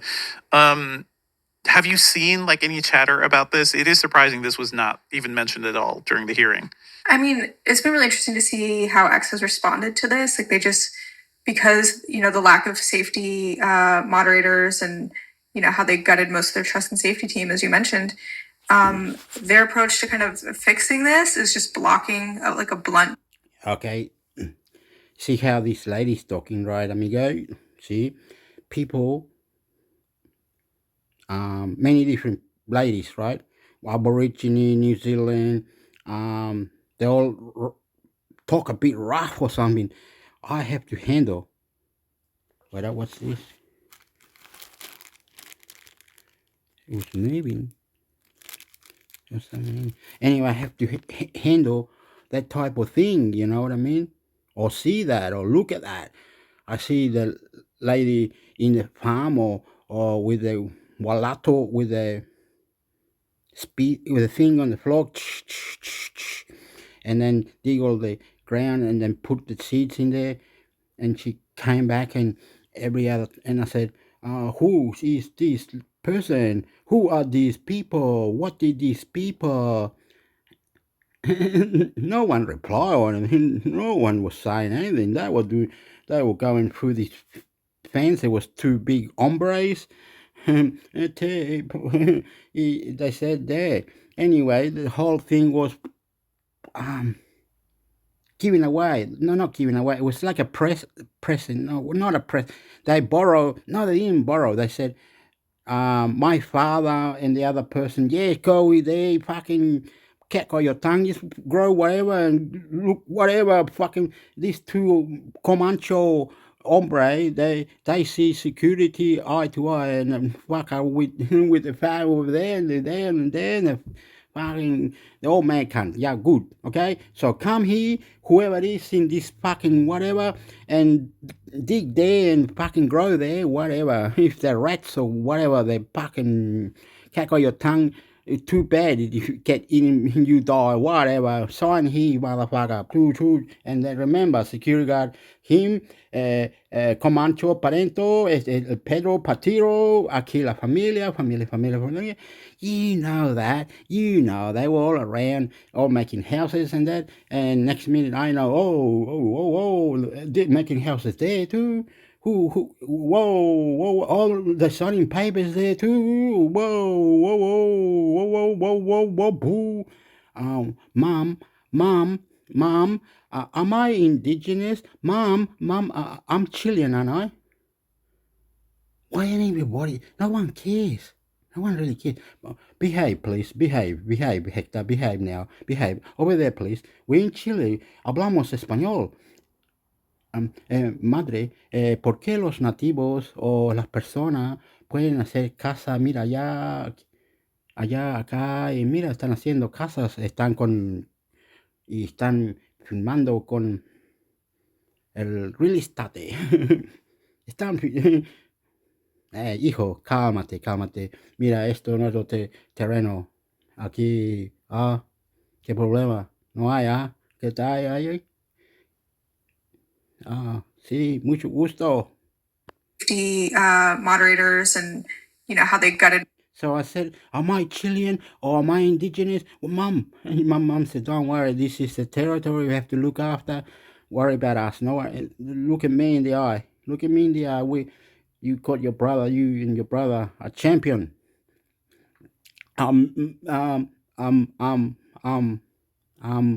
Okay, Mom. Most of their trust and safety team, as you mentioned. And their approach to kind of fixing this is just blocking, like a blunt block of all search terms for Taylor Swift. So if you type in Taylor Swift, nothing comes up.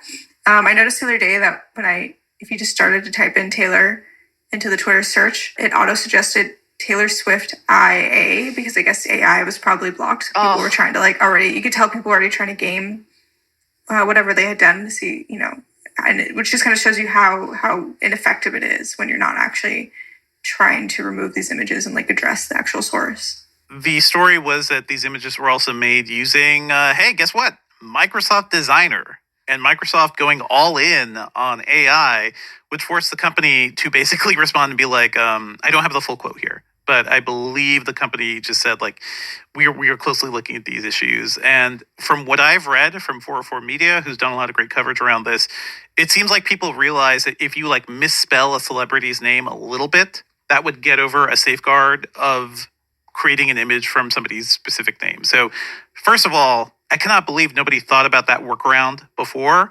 I feel like the use of AI generative AI to create images like this should be the first thing on the Microsoft's mind. So it's shocking, a simple thing like that. That was a little technical loophole that people were able to get around. Microsoft Designer was used to create those images. They were being shared on Telegram.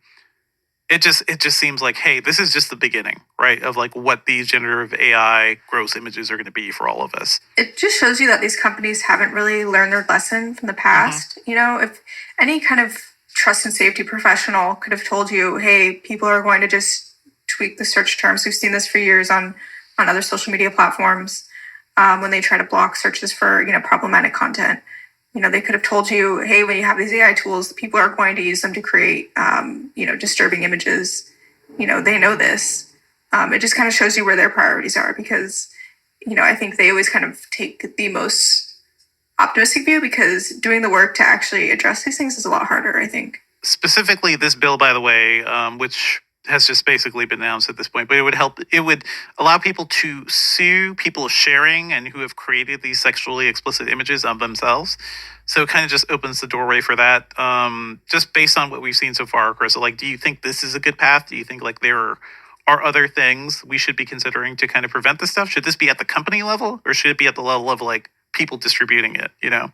I mean, I think it probably needs to be both, to be honest, because, you know, people will find ways to make this stuff, even if the companies try to do their best. So I think there probably needs to be, you know, they need to address like the whole issue. I think in some ways maybe it's good in a way that this happened to Taylor Swift, who's like one of the most visible and loved celebrities, which I feel like has kind of, you know, motivated lawmakers, a lot more people to actually pay attention to this. They actually care more, yeah, because it's Taylor Swift, yeah. I don't even know if they all love her. I just think they're scared because they can see it happening to them now. Sure. So. I mean, this has been an issue. It's not like Taylor Swift was the first person this has happened to, you know, especially, you know, the adult entertainment community has been talking about this quite vocally for a while, but, you know, it's very easy for people in power to kind of ignore them, say, oh, well, you know, they're not like normal people who use our products, you know, but this is a very big issue. And I think maybe like Taylor Swift, you know, unfortunately is the victim here, but maybe that's like can bring a lot of attention and actually getting something done. Speaking of Taylor Swift, by the way, and while we have you, Carissa, there's another bit of social media news. So this very morning, Universal Music Group announced that it's pulling its tracks from TikTok over all of basically they have been working on a deal, and according to UMG, TikTok wants to pay a fraction of the rate paid by other social media sites. So that means any music featuring Universal artists, including Taylor Swift, Drake, Billie Eilish, The Weeknd, are no longer listed, like they are not on TikTok. Any videos that were using those songs are now silent.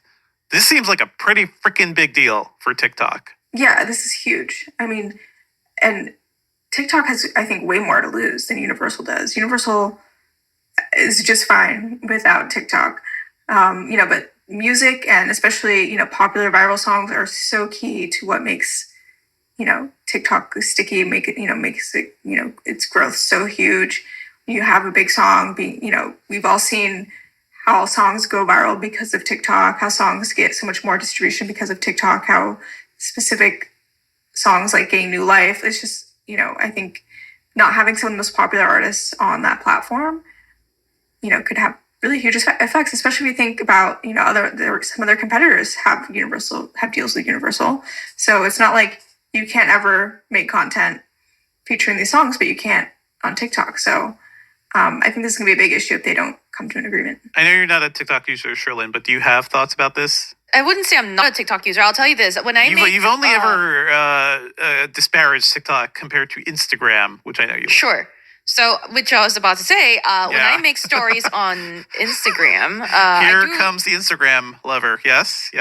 I do enjoy using like music tracks, right? That to back my videos, and I have looked at TikTok, and I always find like the titles available on TikTok a little too like trendy or hip for me. It's always like people I've never heard of, and then like they randomly go viral because they're, you know, the music track for a video that went viral, and then you see Spotify kind of copying them and saying like, here's, you know, a few short clips featuring music that you might like. And I remember we talked a little bit about Spotify having like sort of mimicked TikTok for music discovery, and you know, songs that trend on TikTok clips tend to also trend on billboards eventually. So I do see like how it could disrupt in a certain way, but I will tell you, I'm not surprised that it takes a Chinese social media company to be very cheap about paying royalties and stuff like that. Because, and look, yeah. I think it might be stereotypical, you know, but it seems like they're just not very used to it, right? And I think that culturally, you'll see that like companies from Asia tend to not understand a Western way to do things, maybe. And this seems like that sort of cultural disconnect. I think eventually we might see TikTok realize that they will have to pay these royalties, these fees, to actually use intellectual property. And it is a way of doing business that they have to probably adjust to if they want to like do well here. Honestly, I think it's kind of amazing that this has gone on so long. Like, for as long TikTok as it has, yeah. is kind of like a free-flowing, hey, grab whatever music you want, let's remix, let's like upload stuff. And the ability to grab whatever music and tie it to a video is like the heart of TikTok. That is what makes it so special, and be able to share it and remix stuff from other people. So, well, okay. They used to be called musical.ly. Like, come on. That was the heart of their whole business. And they've been operating this long without it. I don't even know how that. Yeah. I think they were paying something before, but they're trying to renegotiate terms now. I think that's what is happening. But it's still like, it is shocking. Like, you have like 10 seconds of a song on YouTube, right? And your video is banned. The algorithm will find you and destroy your livelihood because you use too much of a song. Meanwhile, like TikTok is literally built on people sharing this stuff. So that I find kind of fascinating. Yeah. Any thoughts about like where this could go for TikTok, Krista? Because they're dead without this, to be honest. Yeah, I mean, I think they'll eventually come to a deal. I think it's inevitable. Well, let us know, everybody, like, what is your favorite thing that you have discovered from TikTok? Because when it comes to music, like, I feel like there are some tracks that keep getting repeated. There was that Rosalia track from her latest album that ended up becoming like a big, big thing on TikTok. I didn't even realize that. So, I don't know. That was a fun thing to find. Is that how you pronounce it? Okay. I didn't know how to. I always say Rosalia in my head. I used to say that, but it's Rosalia. No, the funnest thing I ever discovered on TikTok is this person called Adrian Bliss and their videos on, I don't know, the Bible / human body / just all kinds of funny skits. So yeah, TikTok has a purpose outside of, I guess, music, and dancing. But definitely, I agree with Carissa. They're gonna have to come to a deal. All right, Krista, thank you so much for joining us to talk about, I don't know, the mess of social media that we're living through right now. Where can people find you online these days? They can find me on Threads at Carissa B. I'm on Blue Sky if you have an invite there. And I'm still on Twitter /X, not posting too much these days, but DMs are open. So people can come and yell at me there if they want. Well, send Carissa your scoops. How about that? Like any good details about what's Be going nice to Carissa, y'all. Jeez. Please. Thank you so much, Carissa. Thank you. Moving on to some other news. We saw a story this week. Elon Musk's $56 billion Tesla pay package has been tossed out by the court. The judge called Musk's compensation an unfathomable sum. That is a wonderful quote. Do you think Elon Musk deserves $56 billion from Tesla, Sherlyn? I think he deserves to pay $56 billion back to people. I mean, I don't know. Yeah. That's more than what he paid for Twitter, right? But still, like, yeah. I don't understand where that pay package comes from, especially given all the problems Tesla has had recently, like, especially when it comes to the self-driving stuff. And I don't know, clearly, they had, no safety measures when it came to, producing some of these products. The Cybertruck is out there, and everyone's like, oh, this thing is going to be a disaster. Like, let's see how the Cybertruck works in hot, humid sun, because you've basically created an oven on wheels, right? Yeah, I'm curious who proposed it, too. I'm like, who decided he's the one, he needs this much money? He's also already one of the richest men, if not the richest man in the world, too, so... Well, that was so, according to our story here written by Mariella Moon, in 2018, Tesla awarded Elon Musk this money, which is what propelled him to the top of world's richest lists. So, yeah, but a judge in Delaware has blocked that. Let's see here. I was thinking, how will his ego take no longer being on the richest man Let's see list? How he complains about it on his other billion-dollar company, X. Let's see here. A Tesla shareholder accused the automaker of breaching its fiduciary duty by approving a package that unjustly enriches its chief executive. That certainly seems fair. Certainly seems like why is he getting that much money? Does not make sense. Admittedly, Elon Musk has put a lot of his own funds into Twitter to kind of pump it forward and make it a success while also getting lots of money from the government. So, maybe he's trying to get some sort of payback from all that, but it does seem fishy. And also speaking about Elon Musk seeming fishy, there was a story also this week. Apparently he claims that the Neuralink brain chip is already implanted in a human being. He says the individual is recovering well. And if you want to hear more about that, Krista Bell did do a video for it. We have no more information about this. We don't know what actually it's doing for this person. We don't know the extent to which it is helping them. I don't know. I'll be really interested to see images or some sort of firsthand account from this person, this test guinea pig, basically. How long until you want a brain chip, Sherlyn? Never. From Neuralink? You don't trust Elon Musk? It's not just Elon Musk. I don't want any foreign objects in my body ever. So thank you very much. Mm-hmm. Okay. Especially not my brain. Thanks. Especially not your brain. I mean, listen, we could do a lot with stuff on our heads or on our, on our bodies. We don't have to go in. But I feel like he's so obsessed with that whole transhumanist thing. This is not too surprising. maybe we should keep track of this person.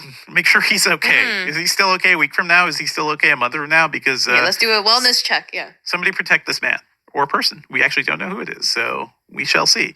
News related to you, Shalyn. Google revealed another text-to-image generative AI tool called ImageFX. I remember seeing people get really excited about this. Can you break it down for us? Yeah, basically, if you know Dolly, Microsoft's also been using Dolly and OpenAI stuff to do AI Mid Journey, right? There's a lot out there. So now Google's here with its own version called ImageFX. It's pretty much the same thing we've seen before. You give it a text prompt and it'll spit out an image for you. I haven't spent any time testing it at all because it just launched today. But at least it's free within Bard. There's also a bunch of other AI tools or updates announced today as well. But what's different about ImageFX compared to the likes of Dolly and Midjourney are that its interface features something called expressive chips. The idea of chips is like, Google has chips everywhere, right? Google has like the chips that have suggested responses in your Smart Compose for your emails, for example. These chips let you choose a different version or different like style of your image, and they'll help you quickly experiment with adjacent dimensions of your creation and ideas. And then, did you know, Devendra, that Google has tools called Music FX and Text FX? I heard about these, yeah. Well, I didn't really know that Music FX was a thing. So now Google, I know. When it launched Image FX, Google also updated and improved, it says, Music FX and Text FX. Excuse me. So for Music FX, it's basically updated the music language model that will include faster generation of music and higher quality audio. Generated songs can now last up to 70 seconds. And as for Text FX, it's just usability updates to improve the navigation and the overall user experience.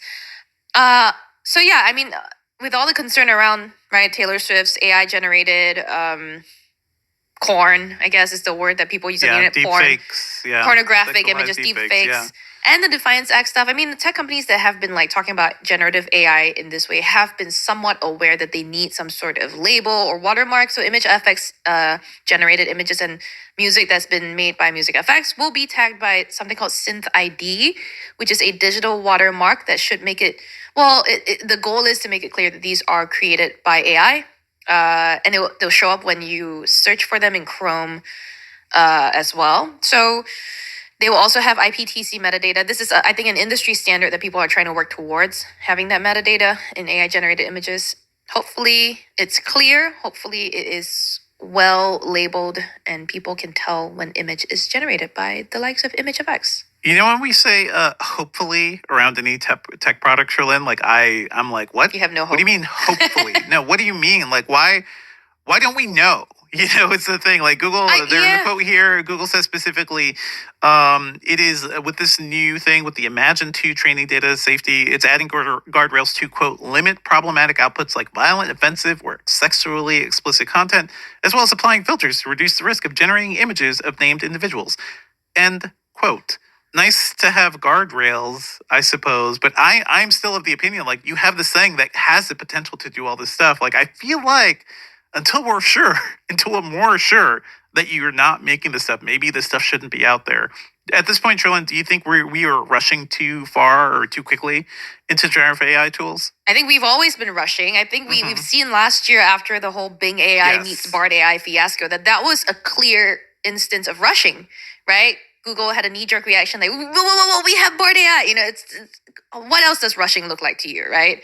I also got the sense that around the time of Google I/O last year / before that, maybe things were put out that weren't completely ready, right? And so, yes, it is a rush, but what's new? That's kind of the way the world has been. I don't see, like, we haven't. The AI rush is pretty new. Like, the AI rush is really rushed. It's like hyper accelerated. I kind of mean the way things work, right? You go out and then you put guardrails. You go out and then you legislate. Like, that's kind of the way things have been working for a very long time. And until we have some people with foresight in the government or in authoritative positions, it's not going to really change.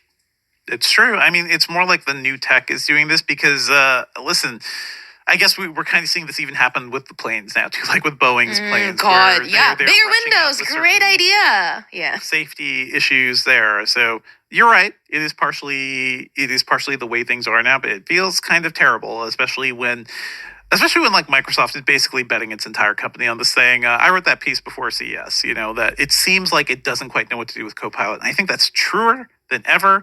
And this Taylor Swift thing, which is directly related to Microsoft's own like AI implementation, like is clearly a big sign. So I don't know, folks, let us know what you think about all of this. Podcastandgadget.com. Let's move on to what we're working on. Sherlyn, I hope you're ready to take some time off at least. Yeah.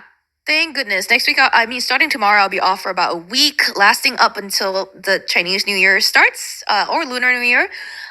February 10th is the first day of Lunar New Year this year. I am so ready to be over and done with Rabbit Year, which is great. Year of the Rabbit. No, next February 10th will be the Year of the Dragon. Awesome year for most people, if you believe in that. But also, obviously, in the background, planning out our coverage of Mobile World Congress. I don't believe we are actually going to be attending. Not sure yet, really, if we might last minute decide to send someone miss from the Mobile Europe World Congress crew. so much. What That a is great such a fun show. Yeah. Barcelona's fun. But yeah, so regardless of wherever you're going, there is sure to be plenty of news from, European phone makers, Asian phone makers. Most companies that make mobile products should have news, so it will be busy, busy, busy. I also got in the Aura Ring, Oura, and I've been testing it for about a week and change now. And I've been trying to wear it to sleep, Devendra. I think we talked about how you thought the ring for. I've been wearing the Aura just to have a bit of a baseline to compare against the Samsung Galaxy Ring when that does come out. And you were right about a few things, right? I understand that like your body kind of changes and swells and not swells over time during the day. I found that it's weirdly way more comfortable to wear the ring on my middle finger than my forefinger, and that could be a sizing situation or whatever. Yeah. But here's the thing. I wore it to bed like 3 nights in a row. The first 2 nights, I kept waking up in the middle of the night and having to throw the ring off, just like can't. And I would be like, maybe it's because like my room's too hot. So the third night I was like, okay, let's put it like freezing. Let's set it to like turn my AC on in the middle of the winter to make sure I'm cold. I still woke up in the middle of the night. So after that, I was like, I'm not doing sleep testing anymore with this thing. But what I did get in terms of the results were pretty awesome.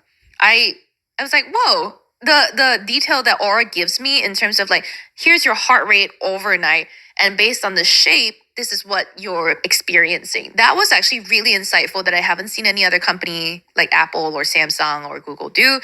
So that was nice to see. And I will continue to test it. Obviously, I take it off too much to wash my hands, but that's just going to be everyone with the ring, even though you can keep it on. To be fair, you should be able to like at the very least. I mean, when you're cooking, when you're handling like raw meat, then maybe you put the ring to the side. I got like some grease on it while I was prepping some food. That was great. Yeah, so then I had to wash it. So I'm glad you like the data, but apparently it's also waking you up in the middle of every night. Seems like a problem.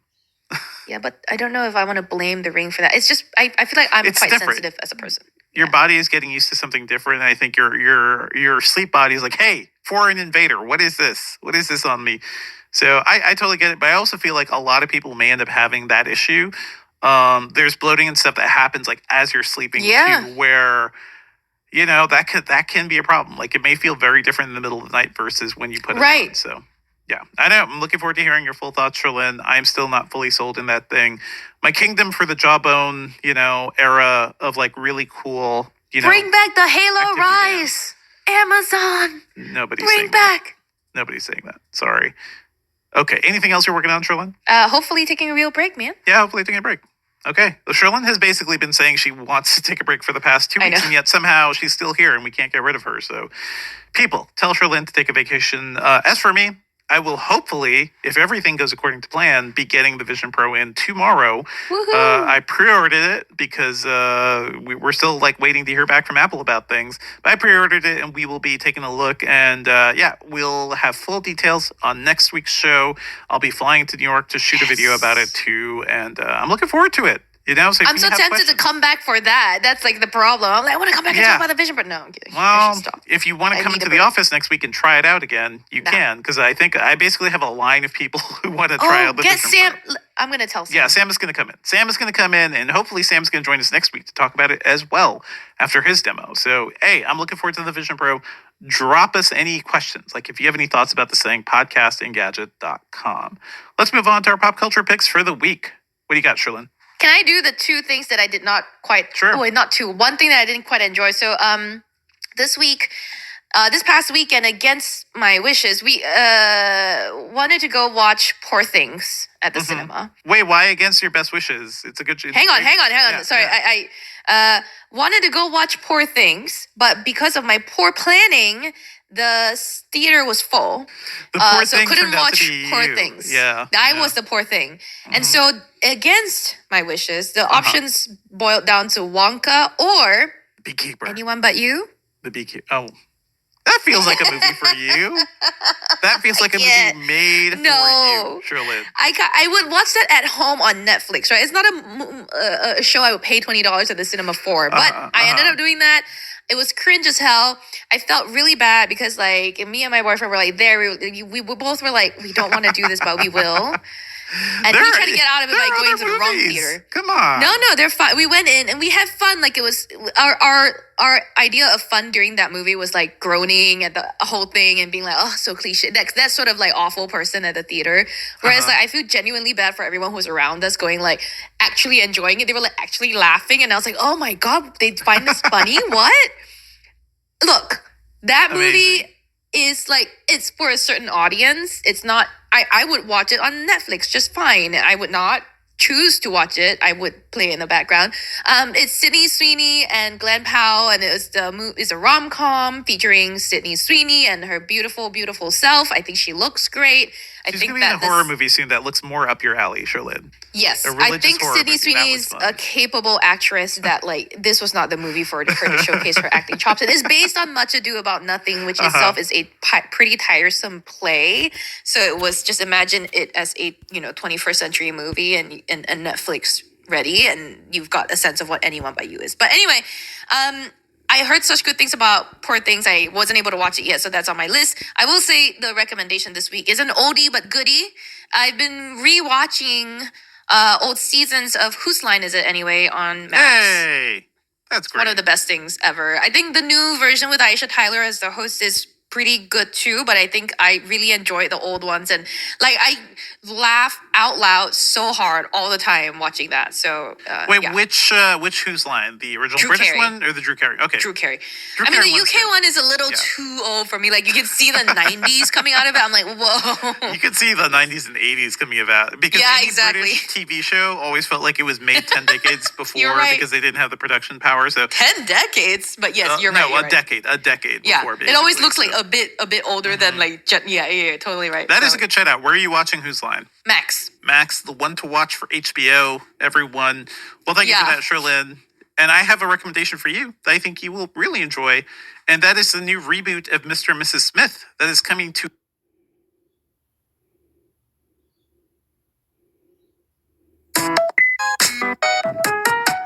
Welcome to the Vergecast, the flagship podcast of Anti-Guy. You actually make stuff. What's this? The birch. Fly on the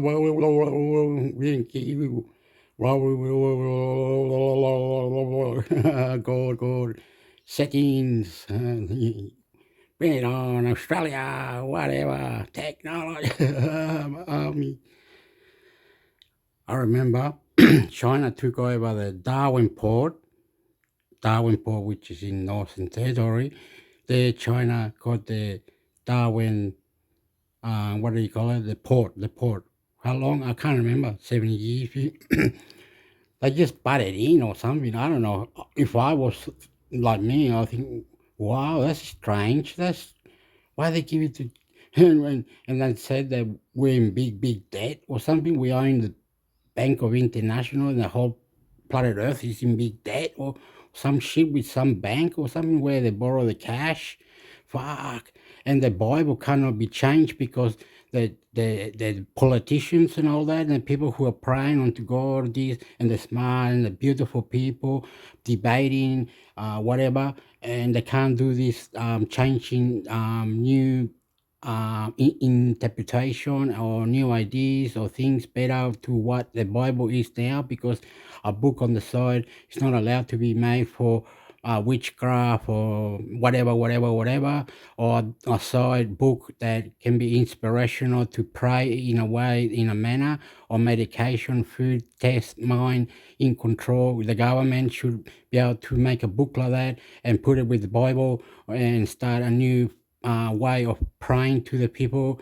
If he's saying the word Jesus Christ a few times, or is it the word Jehovah or God into us, or something like into the waves, or the other enter the mind into whatever internet, international computer network settings, grow up, they come, whatever, anything, like whatever, explode to like if you're scared of a snake, or you're scared of a lizard, or you're scared of jump in the fire, you're scared to do wrong, you're scared, technology.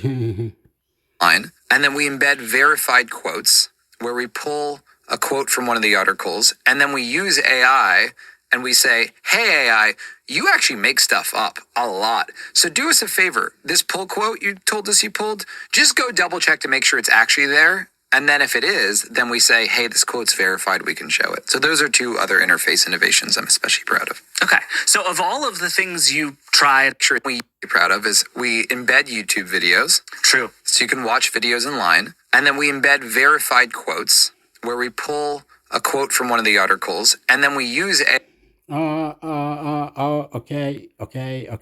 I'm gonna say something. If you can do the same, okay, like you can go into somewhere, or like third party app, or whatever. Even if we go to you, to wherever you're saying, and we pay commission, that you can do 7 videos a month, and you know what I mean, and you can go there and you just hear can you mash this, do, and you say, oh yeah, I'll make a little movie, just look, check it out, okay, you pay $10-15 a month or every time you go in you pay, I don't know how, and they do you the video or whatever it is, when you can do it yourself, if you know what I mean, what it will be, it was one of those ones with marketing. I seen it the other day with the marketing, and it had the website in the middle, and the marketing was like the army bloke was coming in inside, and in this warehouse or whatever it was, and it had tanks, food shopping, and when we went outside, it was like, oh, they're over there. They're trying training for medication. They're over there. Look, oh yeah, they're flying the helicopter. Are they up and down? Are they? Whoa, fucking cat! Oh yeah. They're playing chess and boxing. Is it chess and boxing? Is it? Wow, look, dude! Oh, China! Oh yeah, it's creating bombs now. Extraterrestrial technology. Oh, portals, my portals. Oh yeah, motherfucker. You know what I mean? That's what they do, man. Fucking, you want to create an extraterrestrial fucking BTB bot? Let's Google it or do the search. Maybe there's many of these generator bots, generator this AI intelligence all over the PlayStation, no, the Play Store, at the Play Store, or try to search for it. You gotta search for it. No, I don't good at that. That's me, man. But you can. After 7 months later, they said, 7 months later, the lady was talking about it. The sexy lady said 7 months later, after you lens, you have to into a breaker, and then when you into breaker, you create the website, do this, do that, and then it stop you in your website, and boom, you lost your website. Why? Because you want to not secure of this, that, and you couldn't, you wouldn't do it, no. And then you learn how to secure it and make it stay, and you could sell, move things into it. You know what I mean? You know what I mean? Like it can create groups. It can create groups, 3 or 4 groups or something. I don't know, like the Al-Qaeda, Patira, whatever it is. I don't have it. If it was, it was. Anyway, motherfucker. And create portals and different Bibles and that, because the government allowed to it. When you walked outside, there was people of different strategies and things. Like the building was waterfall to the maximum, painting $10-$20, chopping the tomatoes and all this, 10-50, and doing exercise. Up here, technology, fucking baba, boo to the baba. Everything was used maximum. Super God was looking after this forest. Super God was looking after this ocean. El forastero, perché Lucky, indiano, el indio y la India. ¿Dónde está el indio? ¿Dónde está la India? Is we embed YouTube videos. True. So you can watch videos online. And then we embed verified quotes where we pull. Oh, no, you can make your own, mister. We already said APK, and what's the other one? Just one of them. Just the same as what the bloke said. Anyway, quote from one of the articles. And then we use AI and we say. And then we create what it is, the marketing, coding, the marketing, going right deep into it, how to make cash with apps and everything. You'll be showing the tricks and tips, and you'll be doing it, and you'll see. The lady says in 7 months it works. Para Pushkati, Tatu, Madre Dios, Padre, el Hijo, Espíritu Santo, Amen. But I don't do that. I'm Hector, so I'm beautiful. I love you. Tool supposed to look is my. And you can fuck it up, make your own bot. That's what I told one. That's called Chat GPT with assistant and an editor or whatever it was. A part where you can make it so it blows up. It was like a manager dash point.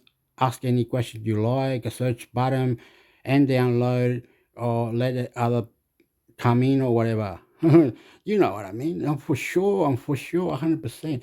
There was about 100 million of them in Google Play Store. My God. And you can ask to create your own app or whatever.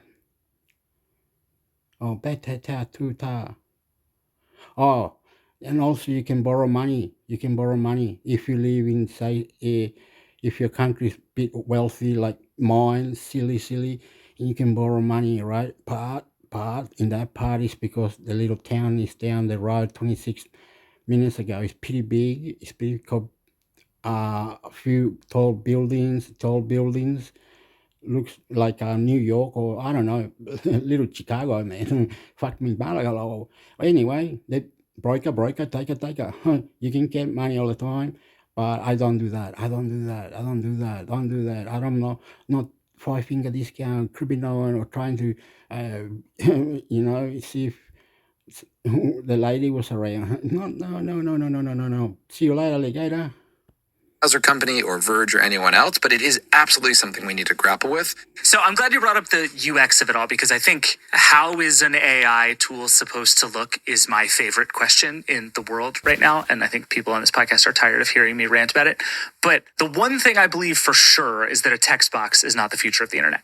But I'm curious, like the one thing I know about the browser companies, you spend a lot of time prototyping, you spend a lot of time experimenting and building stuff, and you landed on Arc Search the way it is, which is an interesting mix of kind of what I would call like there's media stuff at the top, and then there's kind of a like bulleted summary, and then there's a bunch of links, and then there's more summary, and then there's more links. Is that a fair description of the situation? The two things that you're missing that I'm especially proud of is we embed YouTube videos. True. So you can watch videos online, and then we embed verified quotes where we pull a quote from one of the articles, and then we use AI and we say, hey, AI, you actually make stuff up a lot. So do us a favor. This pull quote you told us you pulled, just go double check to make sure it's actually there. And then if it is, then we say, hey, this quote's verified, we can show it. So those are two other interface innovations I'm especially proud of. Okay. So of all of the things you tried and thought about and played with, why did that feel like the right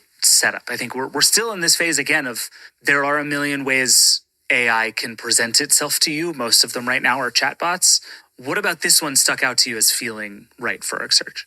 So as you mentioned, we prototype a lot. So we tried 50 variations of that experience before we landed on the exact one you see in Arc Search today. And in fact, down to the tiniest details, like do we show emojis as bullet points or do we just show bullet points? You landed on emojis, which was the right call, by the way. Thank you. I take no credit for it. Shout out to Nate. The way that we landed on it is I agree with what you said, which is why does everyone think text boxes are like the future? There's got to be something better. But I think the way that we approached it was not, hey, should it be this or should it be that? We really try to approach it as, hey, let's write down throughout the week, what are the things we look up on the go on our phone? Just quickly make a note of it. And then let's go through all that stuff that we turn to our computer in our pocket and our internet for on the go. What are the commonalities? What are the sort of things we wonder about? Okay. Someone could be like whatever insane thing. This phone will last 10 hours, 15 hours, whatever, and be lancing whatever in mind control, blowing fucking, wow. He can make whatever, money out of that, whatever. No one can stop him. No one can do nothing. Just answer question. I don't do it. I don't have it. I don't understand it. You can do all this, get the payment, not get paid for the apps and everything. You can do everything. You can create your own bot. You can create your own search engine. You can create your own search engine. How do you do that? Very simple, they said. I said, okay, then idiot, show me how you do that. Okay, open a folder. Inside of that folder is the engine, whatever engine that you want Google do. Oh, that's silly, Hector. What's silly? That I put the browser I want inside the folder, and so it's hidden away, and that's the browser I use all the time. That's the browser I use all the time, and then start putting apps into it or something, and getting the apps in it or into it in one that I like or whatever it is, because otherwise I'll be going to all this anyway. Because those are the apps I want to go and put in this new folder that I have to. I think that's what it requires to do. That means it'll show in the front bit and then it'll show in the folder as well. We'll have two, like a copy. Silly Hector. You don't even know how to run the show, man. You're fucked. You're funny, Hector. But you can create your own bot. You can create your own things, and you can do something like join a chat line where there is a chat where you can pick 2 or 3, 5, 6, 7 chats, and you'll be talking to people all around the world, right? And what will happen there is that if that's for real, it will have that connection for all around the world. You know what I mean? Anyone could drop in internationally if they just join to the same app that you're on, and then the app will go inside of it to go chat with the others around the world. Or the video will be live and one person will be on it for 20 hours around the world. Hector, be quiet. Monkeys. And then let's go through all that stuff that we turn to our computer in our pocket and our internet for on the go.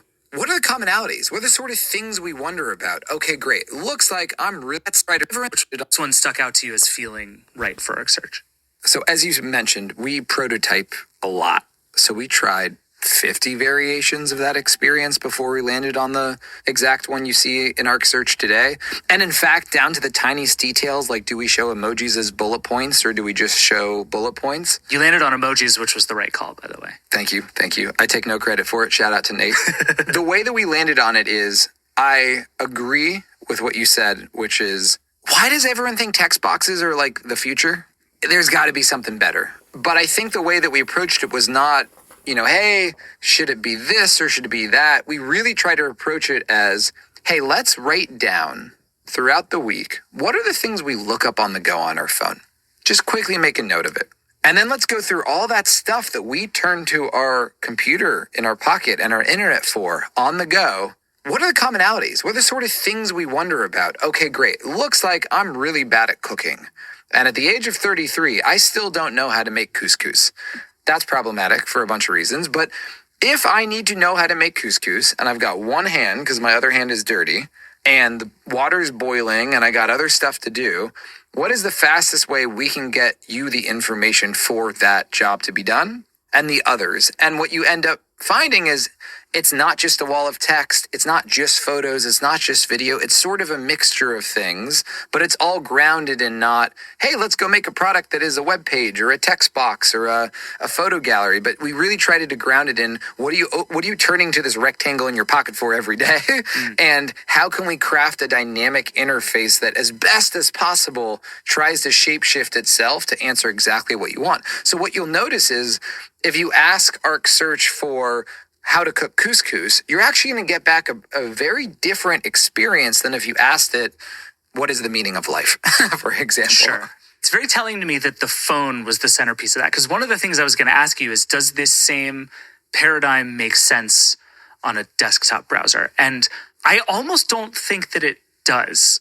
One of the things you've always said to me, which I think I mostly agree with, is that most people don't want to use technology. They have a thing they'd like to get done, and they use technology in service of that. They're not just like goofing around on their phone. They mostly have like a thing they'd like to do, and so your job is to help them do it faster. And I think if that's how you think about it, the way you put Arc Search together makes a lot of sense. But in a world of like, I am just sitting here and I want to like learn as much about Machu Picchu as I can.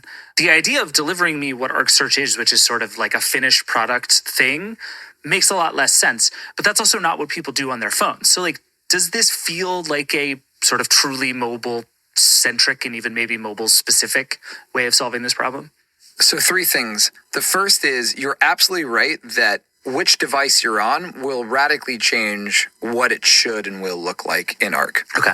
And so the sort of questions you're wondering at the bar when you're talking to your friend are different than when you're at your desktop on a Sunday trying to do some big research project for a big purchase you and your wife are about to make. And so, yes, it will look very different on desktop because what you're trying to do is very different. The second thing is the principle behind Arc Search, which is these artists formerly known as the web browser, the search engine, and web pages are archaic ideas that should be merged and blended together into a new dynamic interface.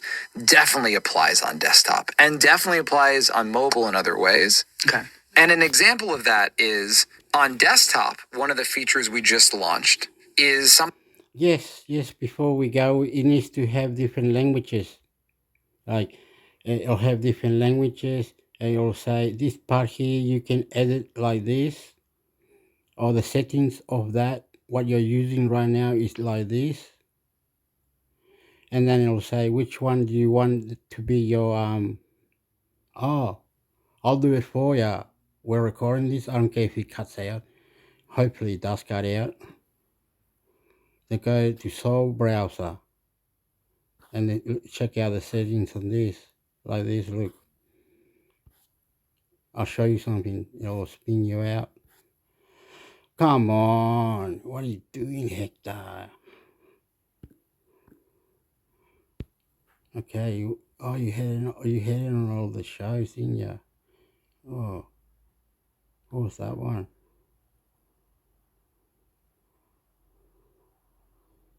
Didn't want that one, did it? That was a bad one, Hector. What happened? Now you killed it. Priced the fine now, did you? Oh, I can make it larger. Look at. Oh, fuck. Oh, this is a guy for your fine, Hector. Ah ha ha, this guy's for your fine.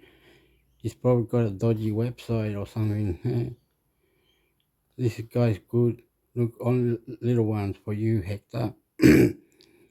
Graph the graph. Graph the graph with YouTube in the graph. Oh yeah, different languages, right? And the coding. I had an idea. Look, had an idea. This is one called browser, and if you more advanced than me, you're way 100%. You open your mind, whatever. Look, it goes to here. It's got all this shit, right? If you can, if you could mimic or digidoo, and then the next one mimic digidoo, next one mimic digidoo, next one minute digidoo, next one minute digidoo, and they'll all have edit. These are the settings. These are or something that will fuck with it. Will fuck with it. Will wake it up. It'll say, it will update it. Update it. It'll say it's up to date. It won't let you update it. And then it might lock you if you keep wanting that updated. It will fucking lock you. You know it will. You know it will very well. Then you can't get, I gotta get the code to get out of it. It's a good one. Anyway, look, it's like that. You can, if you could, I'm talking really loud. If you could fuck with it, you'll have an edit. I mean settings. You'll edit settings. So you'll have to wait. You have to wait.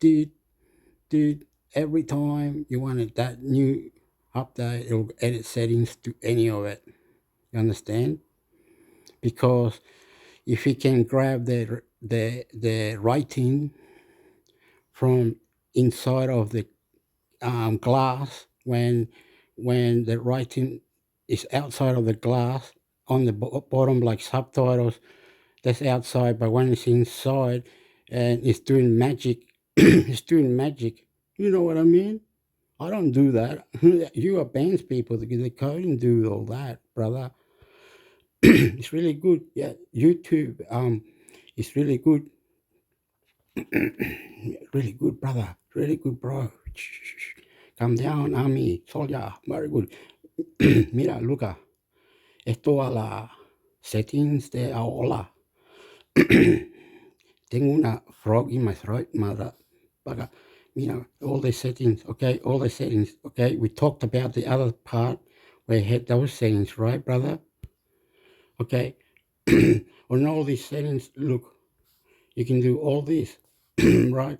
Up here, I'm recording right now. Up here, brother, should have it on and off and coding. So you press 7 times and then a different open thing will come out into here to edit the settings for this. And then we go to the next one. Over here. Oh, you can't have it up there this time. Can you have it down here? Oh, it's right here, the third party. Third party. Let's open incognito. What's a third party? How do you it has to have an update. Oh, well, you fuck. The coding man will do it, Hector. What the coding man will do, Hector, look like this. Like, look, get out of that, Hector. Get out of that. Like this is the coding. I think that's what I think. Coding, not like this. Look, here I have three different folders, Hector. Ding, ding, ding, ding. One has got movies, the games, the computer game, or the phone game, and the other one is got the ones like YouTube and others.